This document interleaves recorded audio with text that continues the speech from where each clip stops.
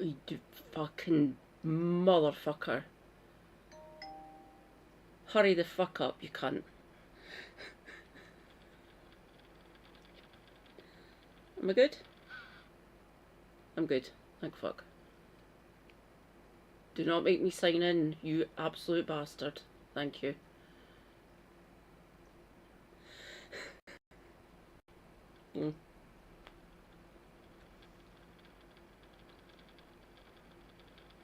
Oh yeah, they're for me. Fuck it. If anyone's interested in me, I can show them it.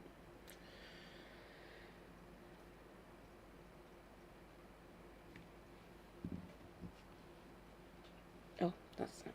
Right, we'll go there.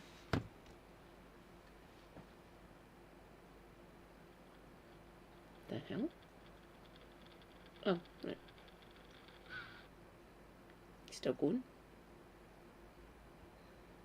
Okay.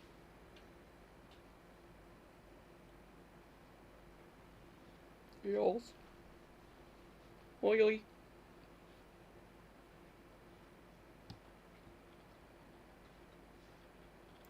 Stream manager, please. Oh, fucking moron. Stream manager, please. Oh. There we go. Me being empty.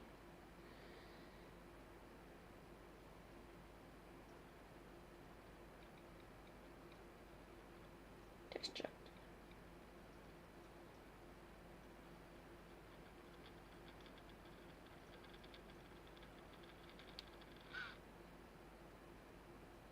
Eh? Okay.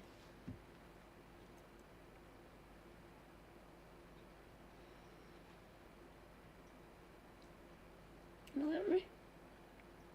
No, I'm fine. Screw you. Yeah. Oh, people already here? Hello, everyone.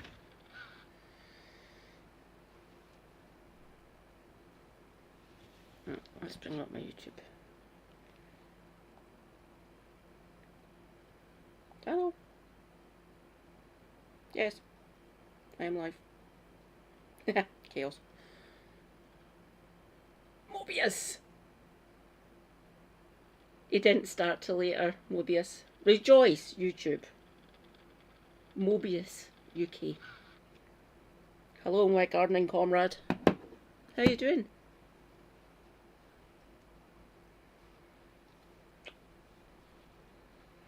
Oh, okay. Of course. Bring it.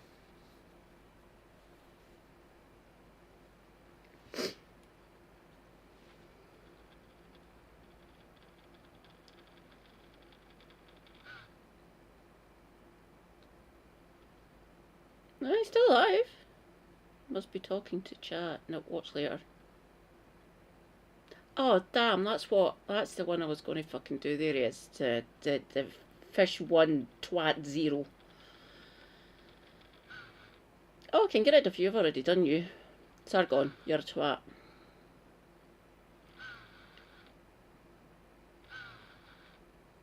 Yeah, I'll get round to that one. And I can remove Vanessa. By Vanessa. Cool.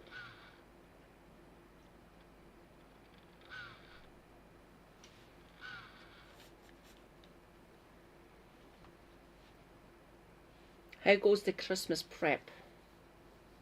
Oh! Look. Pretty card. From my mum. Thank you, Mum. Mum always gets us good cards. I get shit cards. I give shit cards.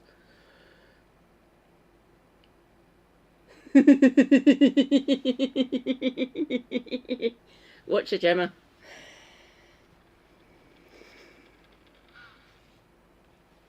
Hi, darling. Rejoice, comrades. Based Australian anarchist in chat.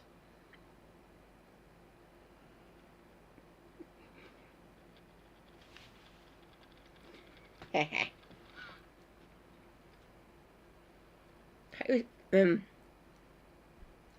how's Australia doing, darling? I'll check in with you every so often, or you can post stuff in the Discord if you want. Yeah, I'm doing well. Trying to figure out how to get the presents that well, technically I'm only giving the kids presents this year. Well, I say presents. I'm giving presents to my thing. She's 9, she's going to be 10 in January. I'm giving presents, actual presents, to my niece. But I'm copping out. I'm giving my nephews, who are both teenagers, 20 quid.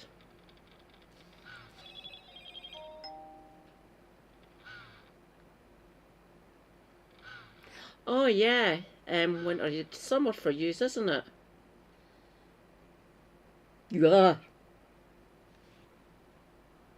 See how pale this is. As much as I'd love to get down to Australia, don't get me wrong, I wouldn't even need to worry about hotels. My sister-in-law lives in Sydney. She is far away from Bondi.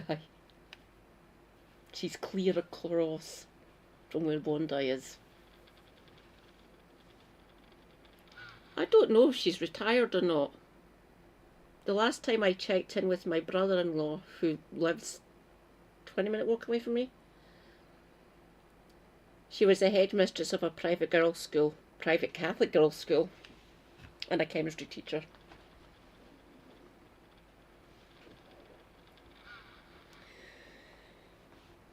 She might be retired by now. She'll be... fucking hell.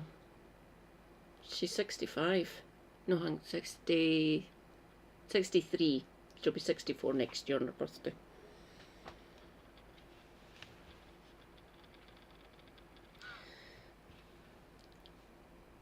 I would assume she's retired by now. Imagine being a teacher in your 60s. Fucking hell. Will we do that one first, or will we do Descent of Manosphere? This is the last, well, second to last one Kev done. Fuck it, let's do Sargon first. I'll move this one down. We'll do a twat first. Often a bad combination. She did try to teach Super Hubby back when she was training here in Glasgow. That chemistry and maths when he was a teenager. He's more by I was good at chemistry, don't get me wrong, I got hires and everything. Super Hubby was good at biology. He got a hire in it before he left school. I'm sure she would have retired by now.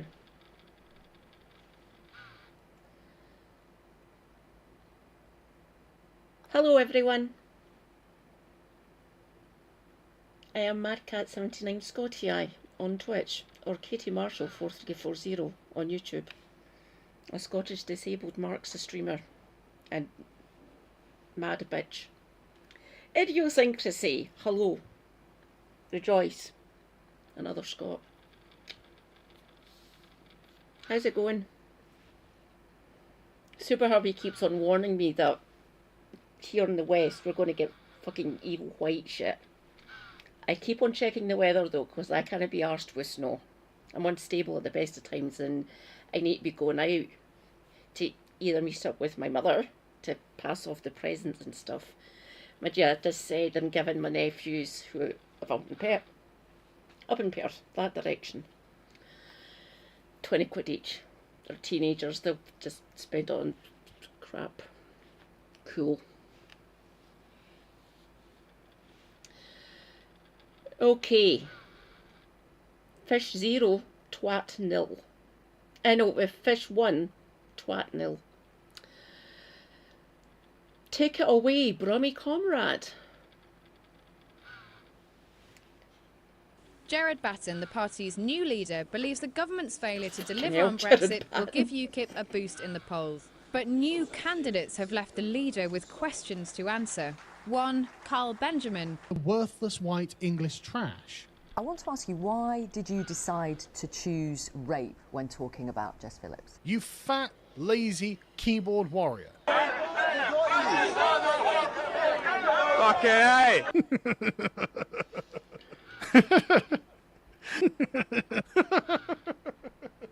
don't see myself as like the ideal candidate, which I'm sure you can tell by my internet history. Talk us through that thought process. Why rape? It's a joke at your expense. Alrighty, cats, where are you going with that milkshake? Swindon? I have news. I've been popping out from under my rock.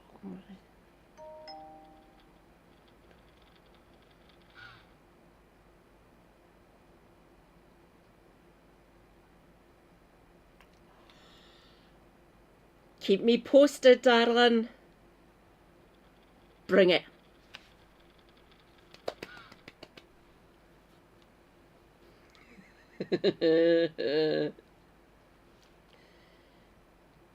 I hope you have fun. And there's plenty of prats in Canberra. Rejoice, mod extraordinaire. Jim speak. Hi, Jim. Oh, Jim is lurking. Watch out for the tardigrades. He got milkshake before Farage. Fucking love it.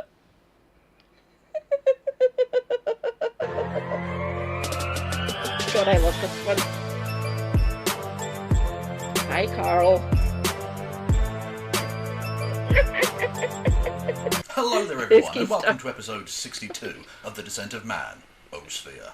The series where I take you through the ways in which the manosphere and its utterly disgusting reprehend... Gold star if you can guess the reference. Rejoice, resident philosopher, is here. Hi, Scrubby. Look, more of a twat. Not Kev, obviously. The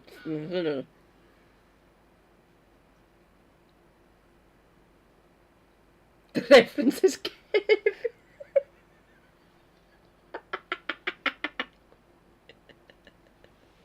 douchebag inhabitants are trying to reverse human evolution and drag us all back into the fucking sea. And today we're going to be taking a look at how the ego of an idiot destroyed a British political party. Yeah, that's what's happening. As we take a look at the political candidacy of Carl Benjamin. Now Carl, better known as Sargon of Akkad here on the YouTubes, and I've already covered his channel in this series. I'll leave a link to that episode in the description if you want to go and check that out. Well, Carl ran as a candidate to become a member of the European Parliament for the South West region, here in the good old United Blighty Kingdom of Britbong land. And to say that it was a fucking catastrophe from start to finish would be a perfectly accurate description of reality, which I'm sure would annoy Carl, as he and reality don't mix very well, or indeed very often. And anyone could see that this campaign was going to be an absolute fucking shit show because A, everything Carl touches turns to shit. That meme of him being the Grim Reaper going from door to door destroying things is absolutely accurate. And B, because Carl's ego is fucking ludicrous. I mean, this whole thing started because Carl's massive man-baby ego couldn't take having the piss ripped out of him because of this awful, atrocious, disgraceful suit that he wore when he visited the European Parliament. You see, Carl wants to be taken seriously, and mocking this fucking abomination of a garment was just too much to handle, so he decided to up the stakes and run for office. And things did not start out promisingly, with one of the worst displays of stupidity, arrogance and lying ever seen at a political campaign launch. Our intrepid douchebag appeared alongside the UKIP leader Gerard Batten and a homeless Scottish hipster who apparently just seemed to wander in off the streets or something, but they let him stand there with them anyway, which is nice, I suppose. And Carl proceeded to act like a monumental prick. He lambasted the media for making shit up, which is true to a certain extent, but in that regard he doesn't have a fucking leg to stand on. And as if to underline that, he went on to lie, for the millionth time, about Labour MP Jess Phillips. And it is at this point that I have to play this. Very early in the episode. Yes, it's the inevitable bit about rape, because this entire episode is basically going to be one big inevitable is bit it about Count rape Dankula? section, because his entire campaign was about rape. Or more specifically, about a tweet that he sent to Jess Phillips in 2016, stating that he wouldn't even rape her, implying that there are people out there he deems worthy of rape, who he would rape as some sort of weird fucking sexually violent compliment or something. What a fucking animal he is. But anyways, at the dumpster fire campaign launch / press conference clusterfuck, Carl was asked about that subject, which by the way was an occurrence that Carl and his fellow UKIP members would become all too familiar with in the following weeks, as can be seen here, where Gerard Batten, the leader of UKIP, just got up and left. Decision to keep He has him as a made candidate. an ill-considered remark, and if you were going to stop people taking part in public life or anything else because of some stupid, ill-considered remark of several years before, then I don't think you'd have anybody in Parliament or anywhere else in public life. That kind of comment, though, has prompted some How concerns many times are you going to among ask me the voters. same question? How many times are you going to ask me the same question? Thank you very much. Carl, you've made life miserable for everyone else involved with UKIP, and I'm so here for it. Anyways, like I said, at the dumpster fire campaign launch press conference fucking shitstorm, Carl was asked this question and gave this ridiculous response. So I would like to ask Carl Benjamin why you think it is acceptable to say on Twitter that you wouldn't even rate a female Labour MP. Because I don't think women are any different to men in the way that we should treat them. Unlike the establishment, unlike our judges who literally say if you were a man, I would have sent you to jail, I think we should treat women the same as men. And that means if a woman is being a giant and laughing at male suicide, I'm going to be a giant back to her. Any questions? So it's acceptable? Yes. It is acceptable to joke about raping a woman. 100% deal with it. Now, firstly, Carl, I know you're full of, like, massive galactic-brained ideas, but when you're trying to defend yourself against allegations of being a misogynist prick, maybe don't lead off with calling a woman a bitch.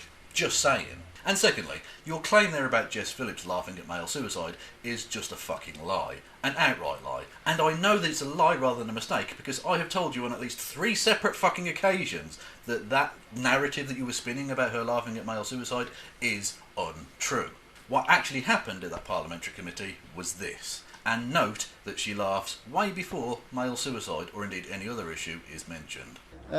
Because, of course, not only do we have International Women's Day, we also have women and equality questions every month in the Chamber, which we don't have for men. So the opportunity for men to raise issues that are important to them is very limited. And just to give you a flavour, Mr Chairman, of the type of things that may come up and which will be part of International Men's Day, I'm not entirely sure why it's so humorous, but to discuss issues such as men's shorter life expectancy, wider male health issues, many of which go unreported through embarrassment of men to sort of go along and talk about these things. The high suicide rate amongst men. The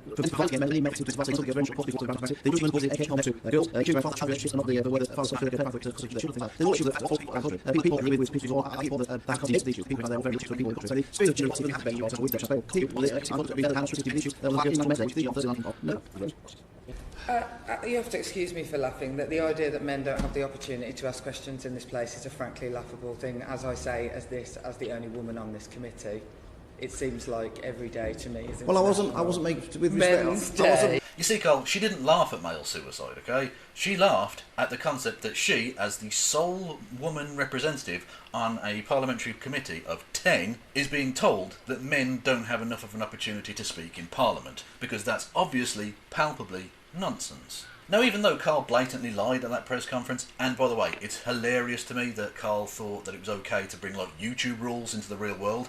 Carl, you can't just get away with the usual fucking shit you pull where you just make up any old fucking bollocks and then just move on without proving it or anything, substantiating your claims whatsoever, and hoping that no one will check. Because in the real world, they do check. And they did, and they found the clip I just played very, very fucking easily and proved you wrong. Like I said, you're a fucking moron. Anyways, right, also at that press conference / campaign launch thing, a meme was born when Carl described the press like this. Oh, look, I'm not answering your questions. I'm not apologising for anything. You dirty, dirty smear merchants, get there. And unsurprisingly, given that it was Carl and his fanboys that took that meme up, it got old really fucking fast. Dirty, dirty smear merchants. The dirty smear merchants. You guys are dirty, dirty smear merchants. Dirty, dirty smear campaign. The scourge of the dirty, dirty smear merchants.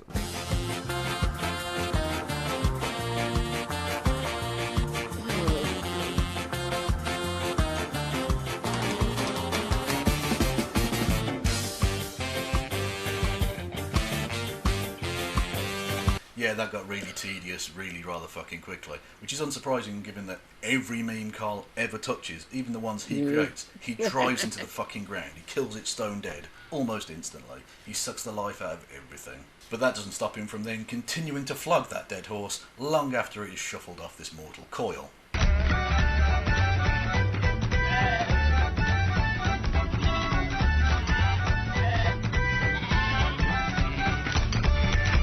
But anyways, yeah, in terms of the YouTube rules not transferring into the real world and Carl really not understanding that disconnect, it didn't just stop at journalists fact-checking him, because there were also legal issues for him to have to deal with, because having obviously provably slandered Jess Phillips, she contacted her lawyers about it, and suddenly, as if miraculously, Carl had changed his story when he went on the Victoria Derbyshire show a couple of days later. It's almost as if a cease and desist letter threatening legal action was sent to him or something. Who knows? But anyways, yeah, like I say, Carl changed his story to this equally incorrect pile of donkey smegma.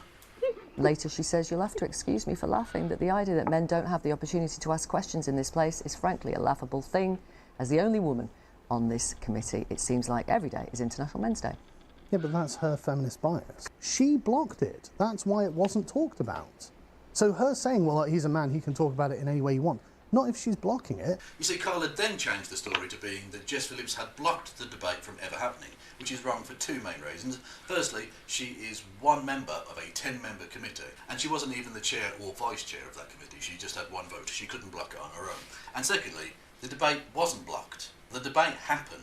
As you can see here from the Hansard record of it. Hansard, by the way, being the official organisation which chronicles and records all debates that happen in the British Parliament. And I'll leave a link to all relevant information in the description box. So as you can see here, the Male Suicide and International Men's Day debate took place in Westminster Hall on the 19th of November 2015, called by Philip Davis MP. So yeah, Jess Phillips didn't block shit. You lying bastard. And by the way, Westminster Hall is where most backbench debates happen, because the problem with having backbench debates in the main chamber of the House of Commons is that it's one room. So, you know, it's very time limited. And it was this whole thing that they were discussing in that original committee meeting, you fucking idiot. But anyways, back to the Victoria Derbyshire interview, where you said this particularly ignorant shit. She blocked it. That's why it wasn't talked about.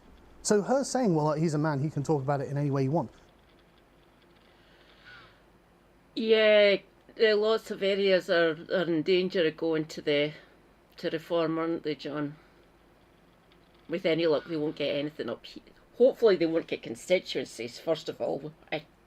The borders do exist, obviously, and so does the Aberdeenshire area up that way. So northeast, up there, where I'm from. Well, they're going to try and challenge Swinney's seat in my home city of Perth. Perth, do not vote for fascist Nigel. Thank you.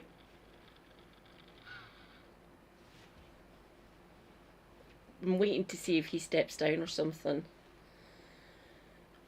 He does alright for Perth, don't get me wrong. But as First Minister, he's looking fucking knackered. John, just retire, dude.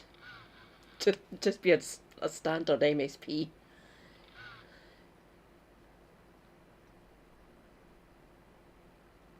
Is it? Sweet. Bradford and Bingley, you've just reminded me of one of my early bank accounts when I moved to Clydebank. Wow. Not if she's blocking it. And her demand on him, she wants 50% representation in Parliament. That's an unreasonable demand. Philip Davies doesn't get to choose that. So when do we have the debate on male suicide? It's the #1 killer of men under 45.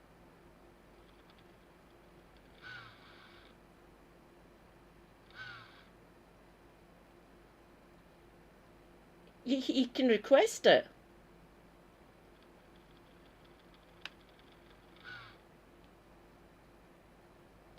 Carl, you're talking bollocks. God, he's such a twat. My uncle committed suicide. When do we get to have that debate? Thank you very much for talking to us today. That's the point. You see, Carl, this is where your pretending to care about male suicide runs into the brick wall of reality that is your own fucking ignorance of politics and your general laziness. Because if you had taken just a moment to do a very quick Hansard search, you would have found that the last debate specifically about male suicide, so not suicide in general or mental health problems in general, which obviously encompasses male suicide, but specifically male suicide on its own, was called in December of 2017, and interestingly called by a Labour MP and feminist, Jed Killen. And that the last question asked in Parliament about male suicide was asked by a different Labour MP and feminist, Conor McGinn. So not only was a brutalist building. I've never been down in that area. Where have I been? Liverpool, Skegness, Grantham, Nottingham. Where else have I been? Carlisle. I loved Liverpool. Liverpool was fucking amazing. So, kept hometown and over to see As Friends Trust if he's free. Do these topics get discussed in Parliament, which you said they never did because you're a fucking moron, a Kev fucking does bring the ignoramus receipts. of the highest order. He does. But also, Carl, please do tell me again who it is that's actually trying to make positive progress on men's issues, because it certainly isn't Philip Davis and his MRA acolytes who like to spend most of their time trying to, block upskirting bills and stuff. Yeah, this fucking happened. I'll leave a link to that story below. Fuck Philip. Oh my god. I remember that. Pair of cunts.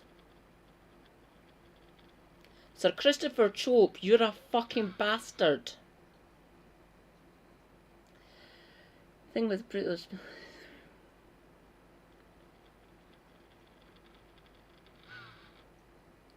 Yeah, we want it both ways. Half the people love them, and half the people hate them. So you can't please everyone, unfortunately. There's plenty of brutalist buildings here in Glasgow. They were usually built in the 60s and 70s, essentially. Lots of municipal buildings, like council buildings, things of that nature. Because there used to be Strathclyde. It was a brutalist building when it was Strathclyde Council. It's been upgraded a bit, but still, you can still see the sort of brutalist aspect, aesthetics of it.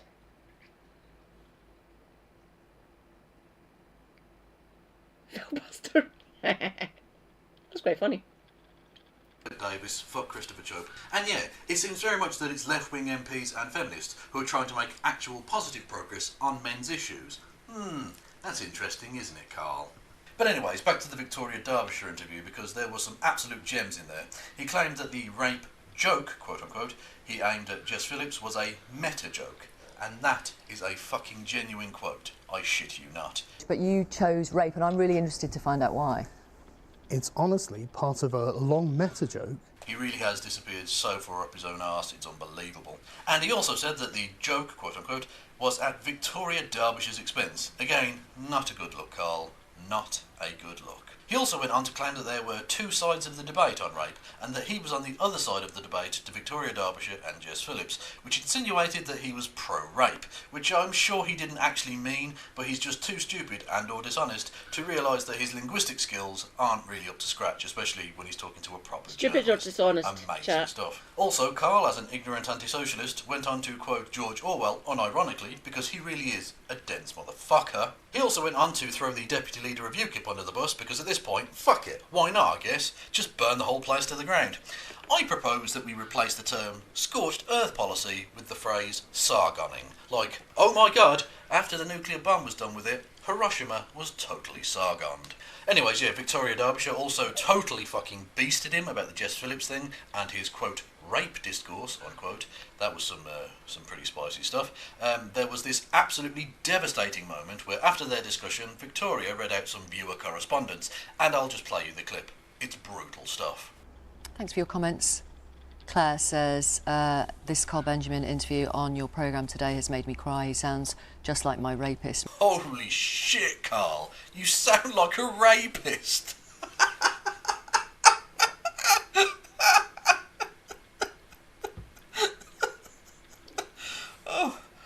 Oof, sorry about that. That's there's really no coming back from that, Carl. I mean, really, that's the optics equivalent of cancer and AIDS joining together to kick the shit out of you. Wow. Anyways, there was also this moment right at the start of the interview, which will act as my seamless segue into the next section of the video. Why do you think you've had kippers and milkshakes thrown over you while campaigning? Milkshake and kippers? Whatever could she mean? Well, I think we all know what she fucking means. It's this stuff. Yes, Carl was milkshaked on a number of occasions. In fact, milkshaking was very much the summer craze of 2019 in the UK. Although it started sort of randomly with the guy that Tommy Robinson, and by the way, Tommy Robinson was standing as an independent in the northwest region. Well, Tommy chased this guy down at an event, and the guy happened to have a milkshake and was unhappy with Tommy, you know, basically fucking harassing him. So, bosh! He doused the Munchkin Mussolini, and an IRL meme was born onto the world. And an honourable mention to the dude who got Farage with a milkshake. Top work from that bloke. Hilarious. But Carl, however, was the most prolific of the milkshakees, getting absolutely fucking doused at various places along his ridiculous journeys. It was hilarious. And in terms of kippers, well, in the Cornish town of Truro, this happened. UKIP. The Conservative Party has more racists than UKIP. So, I don't need permission to be here, do I? Excuse me. Excuse me. And whilst the live action video is a little undramatic, it did produce one of the best still image shots of the year. I mean, if this fucking masterpiece doesn't win a Pulitzer, then there's no justice in this world. No justice, I say! I mean, it's fucking mesmerising. There's just so much going on in this one image. Firstly, there's the two fucking inbreds either side of him behind the main action, and I bet the two of them combined have less of an IQ than one of the fish. And all of those fish are fucking dead. Then there's Carl's face, which looks like he's trying to navigate a particularly tricky shit after a spicy curry from the night before. Pro tip, keep your toilet roll in the fridge overnight. Then there's the pigeon hovering behind him as if to say, Carl, Carl, Carl, Carl, Carl, you gonna eat them fish, pal? You gonna eat them fish? I mean, there's some stale chips and cigarette butts and stuff, and I'm happy enough with them, but if there's fresh fish going, I'll fucking peck the shit out of it, son. Then there's the three fish themselves, who all bring something a little different to the picture. The one on the right-hand side of the picture as we look at it has already landed a devastating blow upon the Sargonian cheek. His jowl may never recover. This motherfucker was quick out of the gate. First out of the trenches and over the top yelling, "Once more into the breach, my piss-scheme brethren. The world will long remember the sacrifice we make here this day." And I admire that level of... Rejoice, YouTube comrades. Sly Loris. Hi, Sly Loris. Welcome. Welcome, Sargon, being a twat. Ah! Fuck. No. Bravery and commitment to the cause. Well played, comrade. Well played. Then there's the one in the middle, who has entirely evaded Carl's bare paw defence strategy and will soon back up his quicker brother-in-arms. And together they will land a 1-2 punch, the likes of which the world has rarely seen. He screams, "Death and glory!" as he slams Finlong into the already stunned and jiggling jowl of the Swindonian dickhole. And then there's this slippery customer, who is clearly writhing around the attempted block of Benjamin, saying, "You think you can stop me? You think your chubby sausage-fingered ham hands can save you from your inevitable fishy fate? Not on your fucking life, my boy. I have the blood of a million piss-kid ancestors coursing through my veins, and you will feel my fishy pugilistic rage upon you this very day. You will face the full scaly justice that you have wrought upon yourself. You bounder, you cad, you fiend! Onward, my fishy brothers!" And as if that wasn't enough, he also got horse-shitted. Yep, they dumped horse crap around where he was standing at one of these events, forcing him to move from his pre-arranged spot. The people of the Southwest clearly knew that Carl was full of shit, and responded in kind. But thankfully, Carl is such a well-balanced and thoughtful chap that he didn't make a big deal about this at all. Oh no, sorry, the exact opposite of that is true. He whined like a petty, thin-skinned little bitch at every available opportunity. They think, I mean, one of them turned up saying, "Oh, you know, I want you to get milkshaked on a sign or something." Well, to me, that's assault. Why did you come and attack me then? The democratic process you are undermining. You don't just get to go around assaulting people. To me, let me I speak do to want you to talk properly. to you, but I also don't want to be under threat of communist agitators attacking me. And yet I'm the one who has been assaulted, sir. Because you've been lying about me and I've been attacked in the street because of your lies. Did someone say victim-playing man-baby douchebag? Yeah, I said that to describe Carl's victim-playing man-babyish douchebaggery. So, yeah.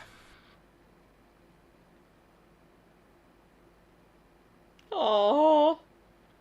Now, everything I've taken you through so far only encompasses the first couple of weeks of the fucking campaign. I mean, I haven't even gotten onto any of the policies that Carl was proposing at the election, and that's mainly because he didn't have any fucking policies. After challenging Mr. Benjamin on his comments, I asked him about the substance of his campaign. Okay, so give me your top 5 policy offers. What's your top 5 on the doorstep? Well, actual policies. I mean, what can an MEP even propose? Oh, for fuck's sake, Carl, you stupid bastard. Right, you complained constantly about the media just going on about you being the rape tweet guy. And can we just, for a second, just savour the beautiful, delicious aspect of the fact that he is now referred to as the rape tweet guy. That's what he's known as now, and that is fucking glorious. Anyways, right, Carl, you constantly moaned about people just going on about the rape tweet. You are standing for a political party. You should have policy proposals memorised at this point.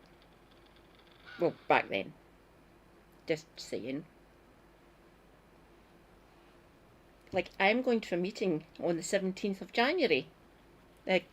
Glasgow Green branch, by the way. Thanks. And we'll be discussing our policy platform. If anyone's got any policy ideas that we want to put forward for the Holyrood elections later next year. So we'll get it sent to us once it's finished, and we can, if we go out canvassing during the Holyrood elections, we'll have the policy platform. You should have got that. You went through the entire fucking process. You were literally standing. If you don't have the policy platform, what the fuck are you doing there? Nationalise Greggs. Well, up here it'd be Baines. Or is there Alds? I think Alds is gone now. It'd be Baines. Nationalise Baines. And you wanted to talk about the issues. And then when given an opportunity on a major platform, and by the way, that Sky News interview wasn't the only place where he couldn't come up with a fucking set of policies or any policies whatsoever. Anyways, Carl, when you were given that platform and given an opportunity to put forward your policies and your ideas and stuff, what did you do? Fuck all. You couldn't come up with any policies whatsoever. Rejoice. You fucking dullard. Coco Carante. You couldn't even garble together some fucking bullshit about Article 13, which, if you remember, was the whole reason you went to the European Parliament in that abomination of a suit in the first place, right? You couldn't even come up with that as some sort of a policy. Right. I mean, you're just too fucking stupid for words. You really are. But anyways, there were various other highlights from the campaign, and I'm just going to blow through them because they were so numerous that I really don't have the time to take them on, in any great detail. Carl made the whole rape tweet thing even worse by destroying the only defence he had, which was an awful defence, but Oh, we understand, and we have a fair view every year. That being that he had said that he wouldn't even rape her. And he destroyed this by producing a god-awful video of supposed comedy whilst in Gibraltar. And yes, Gibraltar is a part of the Southwest constituency because of, Britain's heritage of imperialism. But anyways, in that incredibly unfunny video, which I sure as shit ain't playing here, Carl said that he might consider raping Jess Phillips, and then added that there isn't enough beer in the world. All of which is of course disgusting beyond belief, but shows that he fundamentally misunderstands the dynamics of rape anyways. What a surprise. Carl, that's actionable. You can get arrested for that. Laugh at Glenner, everyone.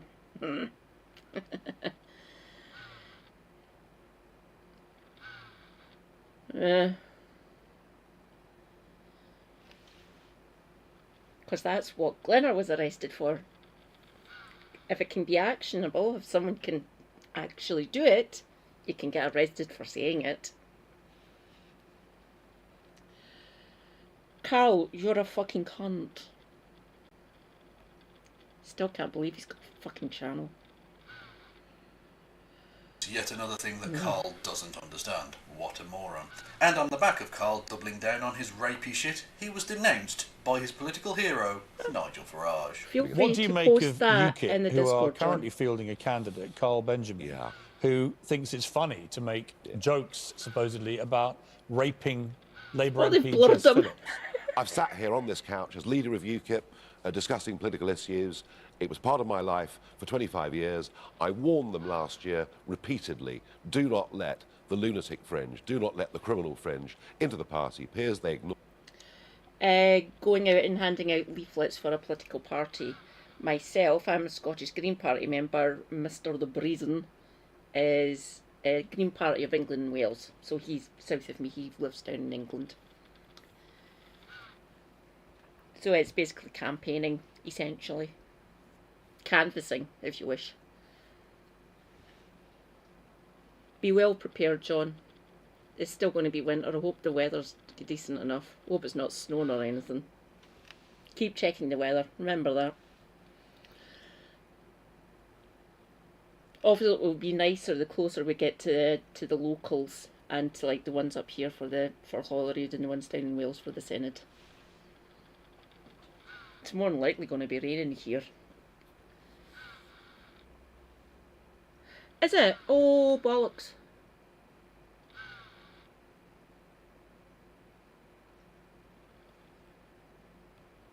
I've got it paused. On a personal level, I feel slightly sad that it's happened, but frankly, the sooner this election's over with and UKIP closes down, the better it will be. It's gone beyond a joke. Isn't it pretty disgusting that this person is even allowed to be putting himself up? It's extraordinary. You know, these comments are vile. Oh, yep. Oh my God. Carl, when you are too cancerous for Piers Morgan and Nigel Farage, then you really, really have gone too far. Jesus fucking Christ. But anyways, speaking of UKIP defectors, there were lots and lots of resignations from UKIP, including a fellow MEP candidate. And even the chairman of UKIP, Swindon, resigned. The chairman of Carl's own fucking UKIP branch, a man who had actually met Carl, decided that he couldn't in good conscience campaign for Carl, so he resigned. What a fucking train wreck of a campaign. Also, the entire leadership of the Gloucestershire branch of the party resigned, which, by the way, is a part of the region Carl was standing in. And the extra beautiful detail about that particular thing was that the Gloucestershire branch didn't just resign, they closed down their website and left this note up stating that Carl was such toxic cancer that they wanted nothing to do with him. I mean, I'm paraphrasing it, of course, but you can read it there for yourself. But anyways, as for Carl himself, he spent much of the campaign doing rip-offs of Stephen Crowder's Change My Mind events, where he would talk utter bollocks with random members of the public. I watched the majority of the ones he put out on the internet, and virtually nothing of worth or substance was said during them. It was just utterly vacuous, self-aggrandising douchebaggery from Carl. What a surprise. And at one of these events, a jazz saxophonist turned up to drown him out. Rejoice, comrades. Miss Hire. Hi, Darren. Oh, I'm up to something. Cool. Which was fucking hilarious. Hi, everybody.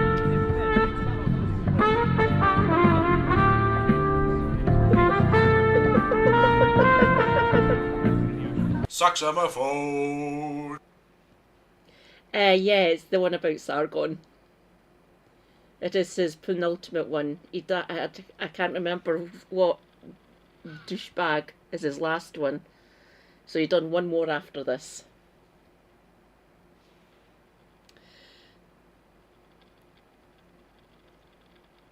Saxophone. But anyways, at these events, in order to cut down the number of milkshakings taking place, he decided to hire security guards. One of which is a Holocaust denier. I've heard people say that for the crematoria to have cremated all the people they said that were exterminated during the Holocaust, it would have had to carry on for 5 years after the war to get through the backlog of bodies. That was one mathematician did that. Another person said that had the gas chambers been used in the way that was indicated in the diagrams and by the buildings, that the chimneys were so low that it would have gassed the rest of the camp and murdered everybody that way. Other people say the tattoos don't go up far enough on the digits. Another people said that the doors don't seal. Another person said that gas trap between the bodies, because apparently the bodies were always stacked up like that, gas trap between the bodies would have killed people going in to pull the bodies out. Carl, you were giving money to and employing a Holocaust denier. I mean, you don't need to throw me a bone here. I can make you look like a fucking terrible piece of garbage without you, like, giving me these bits. Jesus Christ, you really are fucking scum, eh? I'm looking for a fascist and I actually can't see one. Carl, he stood to your left-hand side there. Just saying, bro. And of course, none of that helped when eventually, inevitably, his white N-word rant, the infamous white N-words rant, came to the fore, including... Yeah. I'm sure you'd be able to reach out to him, John. Yeah, it's sickening, isn't it, Scribby? Yeah. That might work. I'm sure she would be amenable. You need to do it sharpish, though.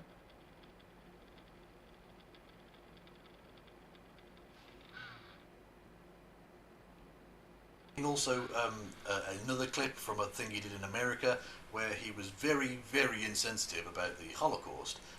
That when that clip came up as well, none of this helped. Okay, Carl, it made you look like the racist piece of shit that you are. But anyways, there was also a hustings event, which, by the way, a hustings event is like a town hall event that they have in America, but where representatives of all the parties are there and they can talk and debate through the issues, or at least that's in theory how it goes. But after a boycott by the other parties at the University of Bristol hustings, Carl turned up on his own. Yes, this is the penultimate Manosphere one about Sargon. Rejoice, King of Silver River is here. Yeah, so this one's 6 years old. And how utterly scumfuckery Carl is. But most of us already knew that. Carl, you're scum. Yeah, he is still awful, isn't he? He still has a channel, for fuck's sake. This should have fucking ended him. It's not that it's like Kev's got pedigree, obviously. As if to further point out how fucking hated he is, even the other pro-Brexit parties didn't want to get this fucking stank on them. And they like Nigel Farage, for fuck's sake. But anyways, Carl just sat there all alone. How pathetic. And just as an aside, during that particular event, as if to further underline how crazy far right this garbage bag has gone, he accused the Liberal Democrats of being communist. That being the same Liberal Democrats who were in coalition government with the Conservative Party until 2010. Yeah. He really is even more full of shit than you could possibly have thought. And during the campaign, as if things weren't bad enough for Carl, there were 2 separate police investigations into Carl's activities, surrounding initially the rape tweet, and then some allegations that he had tried to acquire child pornography, although those allegations seem to have been unfounded. Although given his past disgusting comments about the "it depends on the child" stuff, I can see why the police took those allegations with the utmost seriousness. And Carl really didn't help his case when, during the campaign, he called on the services of known pederasty supporter Milo Yiannopoulos. Yes, that's how fucking desperate Carl was. He called for Milo.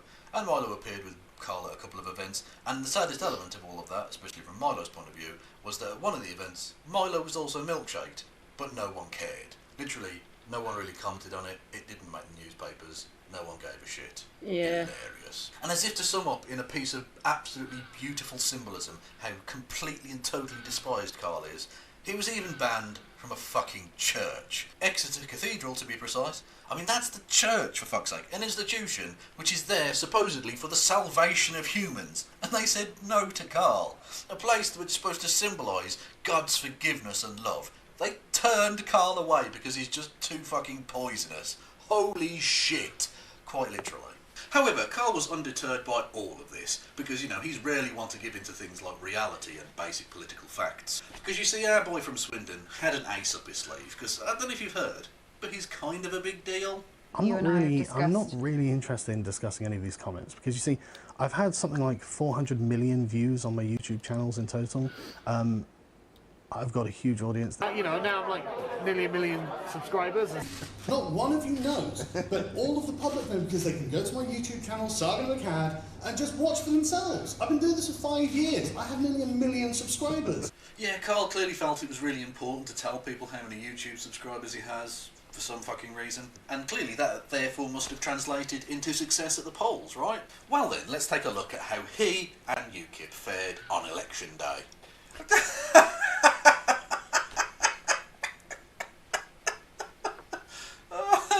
3.2%. Carl, that's embarrassing, mate.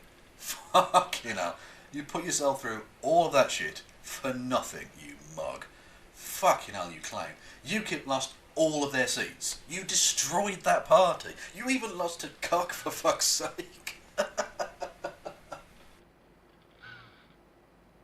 But seriously, Carl, that's fucking humiliating. You really should be ashamed of that showing, Carl. That is fucking piss poor. I mean, really, Carl, that Grim Reaper meme has never been truer, has it? Holy fucking shit. You killed UKIP which is absolutely hilarious to me. So, having allowed his massively overinflated ego to get out of hand with this whole running for office thing, do we think that Karl took his electoral humiliation with grace and dignity?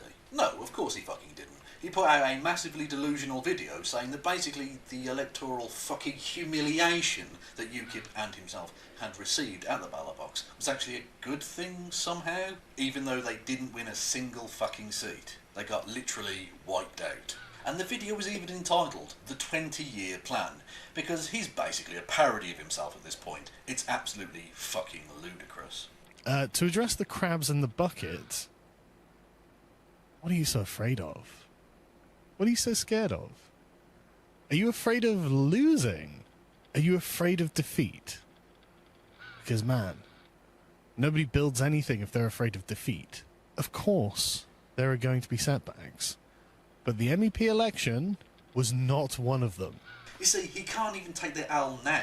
Even after he'd been completely and utterly humiliated, he can't just accept, oh yeah, I fucking lost. Because his ego is so fragile, he's such a fucking pathetic child inside, that he can't accept that he's wrong about anything ever. Even when the numbers are there in black and white on the fucking page telling him he's full of shit. He can't just accept that the catastrophe we all just saw happen, happened. What a dickhead. He also put out a different video claiming that everything went exactly as expected, which is just delusional fucking nonsense. I mean, it really is pathetic arse covering of the most silly kind. Well, I have to say, that went exactly as expected. I know that a lot of people, for some reason, thought that UKIP were going to do all right in this election, and I have to say, I'm sure that I made it clear that we weren't going to. No, Karl, that's a lie. You, in fact, said the exact opposite. How is your prospect for winning in your seat? Well, honestly, I don't think it's too bad. I mean, if we're going by, like, the previous rounds... In terms of representing success, is it getting one MEP or well, we don't 5? Know. We don't know how many we're going to get because polls are very rarely accurate. What would represent success for you? Well, I mean, obviously MEP elections... So yeah, you were kind of bigging yourself up before the election, and then on election day, you fell flat on your fucking face. Delicious. Well, I have to say, that went exactly as expected. I know that a lot of people, for some reason, thought that UKIP were going to do all right in this election, and I have to say, I'm sure that I made it clear that we weren't going to. There was no beating Nigel Farage at this point. Right, well, for those who don't know, Nigel Farage is the leader of the Brexit Party, which was the party that won the most seats at the European elections. And, of course, he got milkshaked in the process. It was very, very funny. And Karl is trying to say that UKIP did so badly because the Brexit Party ran in those elections. Well, there are 2 points which kind of show that to be bullshit. Firstly, Karl, the Brexit Party doing so well doesn't automatically mean that UKIP should have fallen away in quite the way that they did. It is no coincidence, Karl, that UKIP's numbers fell off a fucking cliff as soon as you entered Nigel, the fray, take him. as soon as you became known widely in the press as I think the he's too rape tweet toxic. guy, and it's still fucking delicious. Even for Manfrog. As the rape tweet guy. And by the way, a quick shout out to Dr. Christy Winters, who started that whole thing off with the MythCon, was it 2016 or 2017 thing, when she, pointed out the horrific rapey tweets that Karl had sent. But anyways, yes, it wasn't until Karl, in 2019, you became known widely in the press as the rape tweet guy, that UKIP's numbers just took a massive nosedive. It was really, really embarrassing. I mean, they were running at like 8, 9, 10%, and they ended up... Makes it easier for me. I've been YouTube Premium for 4 years? I got it during the pandemic. Yeah, 4 years. And I've been streaming for... I can't remember. Fuck. 2? I've been affiliate for just slightly over 1.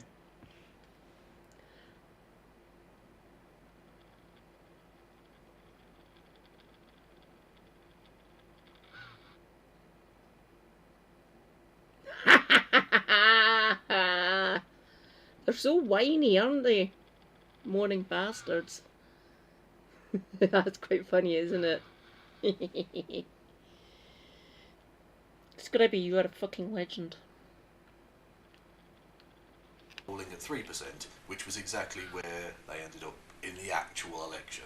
And secondly, if the Brexit Party running in that election is the only reason that UKIP did so badly, then how do you explain UKIP getting fucking wiped out at the local elections only 2 weeks earlier, in elections where the Brexit Party weren't even fucking standing? Yes, that's right. The Brexit Party didn't field a single candidate in those local elections, and yet UKIP still managed to lose 80% of their fucking seats. They are now a statistically insignificant political party here in Britain, and that's because the party had moved so far to the right, and that you, Carl Benjamin, the rape tweet guy, had become the face of the party to the public. And that is a face that the British public wanted nothing whatsoever to do with. You are so cancerous, Carl, that you turned off UKIP's traditional voter base, who themselves are cancer personified. So you are too cancerous for cancer. Well done, you prick. Anyways, let's wrap this shit up, shall we? Because I'm so fucking done at this point. I really, really am. Anyways, yeah, I've covered Carl twice in this series now, and I won't be covering him again, unless he goes like fucking full Elliot Rodgers or something at some point, which would be interesting if that happened, wouldn't it? Because would he also blame Lacey Green for that? I don't know. Anyways, there were various things that happened during the campaign, and obviously with the election result and the aftermath and all the rest of it. I just didn't have time to cover here in this episode, but I'm sure I covered them along with Christy Winters, the General herself, in the Happy Hour show that we do together. And I just want to say a quick thank you to Dr. Winters for being fucking awesome and coming with me on that journey during the campaign. We did several shows, you know, covering the shenanigans as they cropped up, and it was so much fun. Jesus Christ, I had fun making those. Anyways, yeah, to wrap up the actual topic at hand, though, I encourage you to do so. I've had a lot of fun with the whole Carl destroyed UKIP thing, but it's only partially true, because it was actually Gerard Batten, the now former leader of UKIP, and I should probably just briefly outline what happened there, because he stood down after the election humiliation, said he wouldn't be standing for re-election as leader of the party, then tried to stand for re-election, because, you know, he's so great at keeping his word, but was ultimately blocked from doing so by the executive committee, who basically saw how... because everything is happening. You have to remember, 18 months after this, basically, pandemic. So from that point onwards, it's just been a series of just...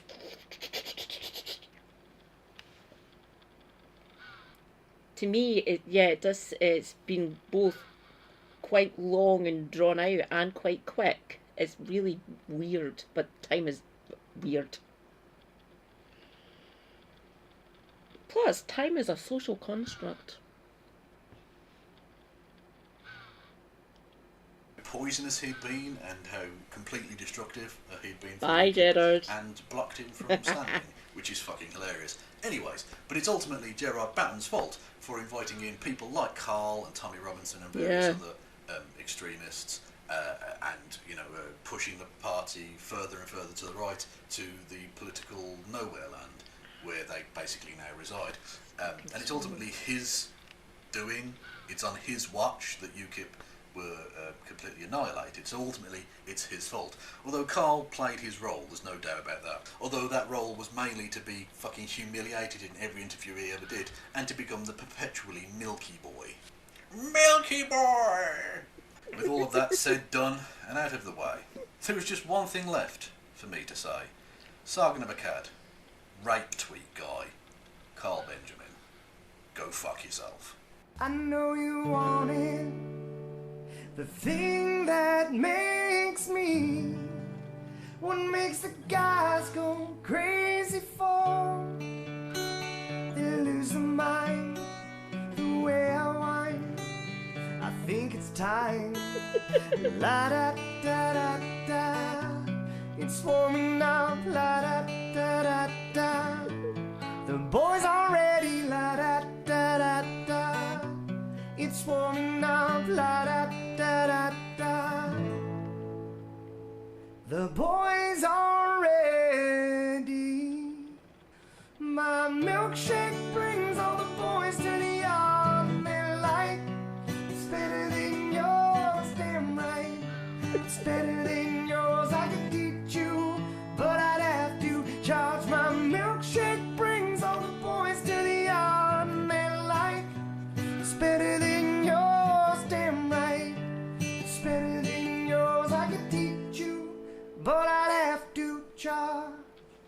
I see you want it.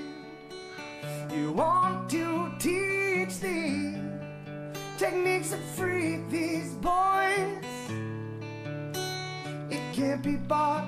Just know There's that plenty of candidates you could choose from, isn't there? If you're smart. La da da da da. It's warming up. La da da da da. The boys are ready. La da da da da.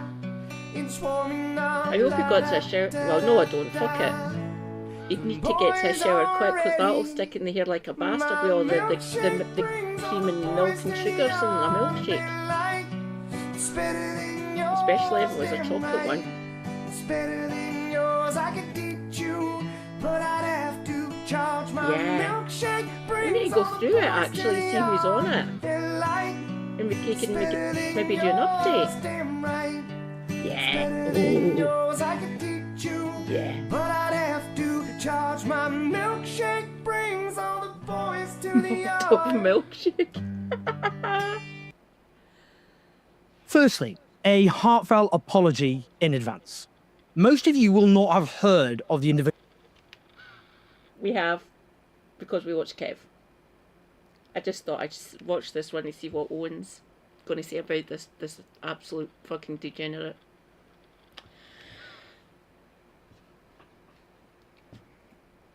Right, hang on.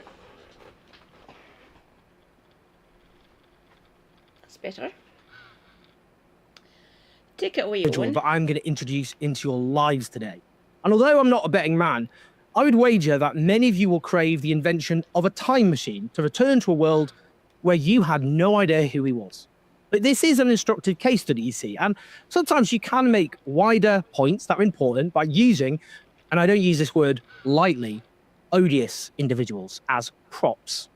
And he has also attacked you specifically. You're going to see what I mean. This individual is a genocide denier who, among other things, has literally mocked images, x-rays of Palestinian children who have been shot in the head by Israeli soldiers. Now, some of you may think that must be an exaggeration. Surely no one would possibly ever do that. However, is he Green now? Has he joined the Green Party, do we know? I'm trying to remember.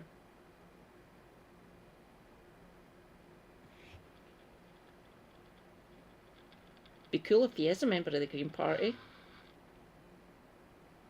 He was never going to leave the left. Miss Higher. Extreme. It isn't an exaggeration. And yet this is a man who regularly goes on television and radio and is treated as respectable, which tells you all you need to know about the British media. I'm talking about a man named Andrew Fox, a former British soldier who works for the Henry Jackson Society, a hardcore right-wing, neoconservative pro-war outfit. A bit of context, its executive director is Alan Mendoza, who has just defected from the Conservative Party to Nigel Farage's Reform Party. He's now their chief advisor on global affairs. One of the founders of the Henry Jackson Society, Matthew Jameson, condemned the turn he said that this organisation had taken, describing it as a far-right, deeply anti-Muslim, racist organisation utilised as a propaganda outfit to smear other cultures, religions and ethnic groups. In 2020, the Henry Jackson Society paid libel damages and apologised to a Muslim television station named Huda. It defamed the station because it said the channel regularly publishes content containing Islamist extremist subject matter and that it almost ubiquitously hosts well-known extremist speakers, all of which it was forced to accept was entirely wrong, false, incorrect. Here is an example of how this organisation has smeared British Muslims. Well done, Faye. Now, Andrew Fox has written a frothing at the mouth post attacking me. I can handle that. It might look like, I don't know, Macaulay Culkin. But I've got thicker skin than maybe you might expect, low bar. But he's also attacking you. It's a response to a post I wrote which condemns, in passionate terms, the anti-Semitic terror attack on Jewish Australians at Bondi Beach, while also condemning how the likes of Benjamin Netanyahu and pro-Israel cheerleaders weaponize this hideous attack to smear those who stand by the rights of Palestinians as they suffer occupation, apartheid, colonization, and genocide.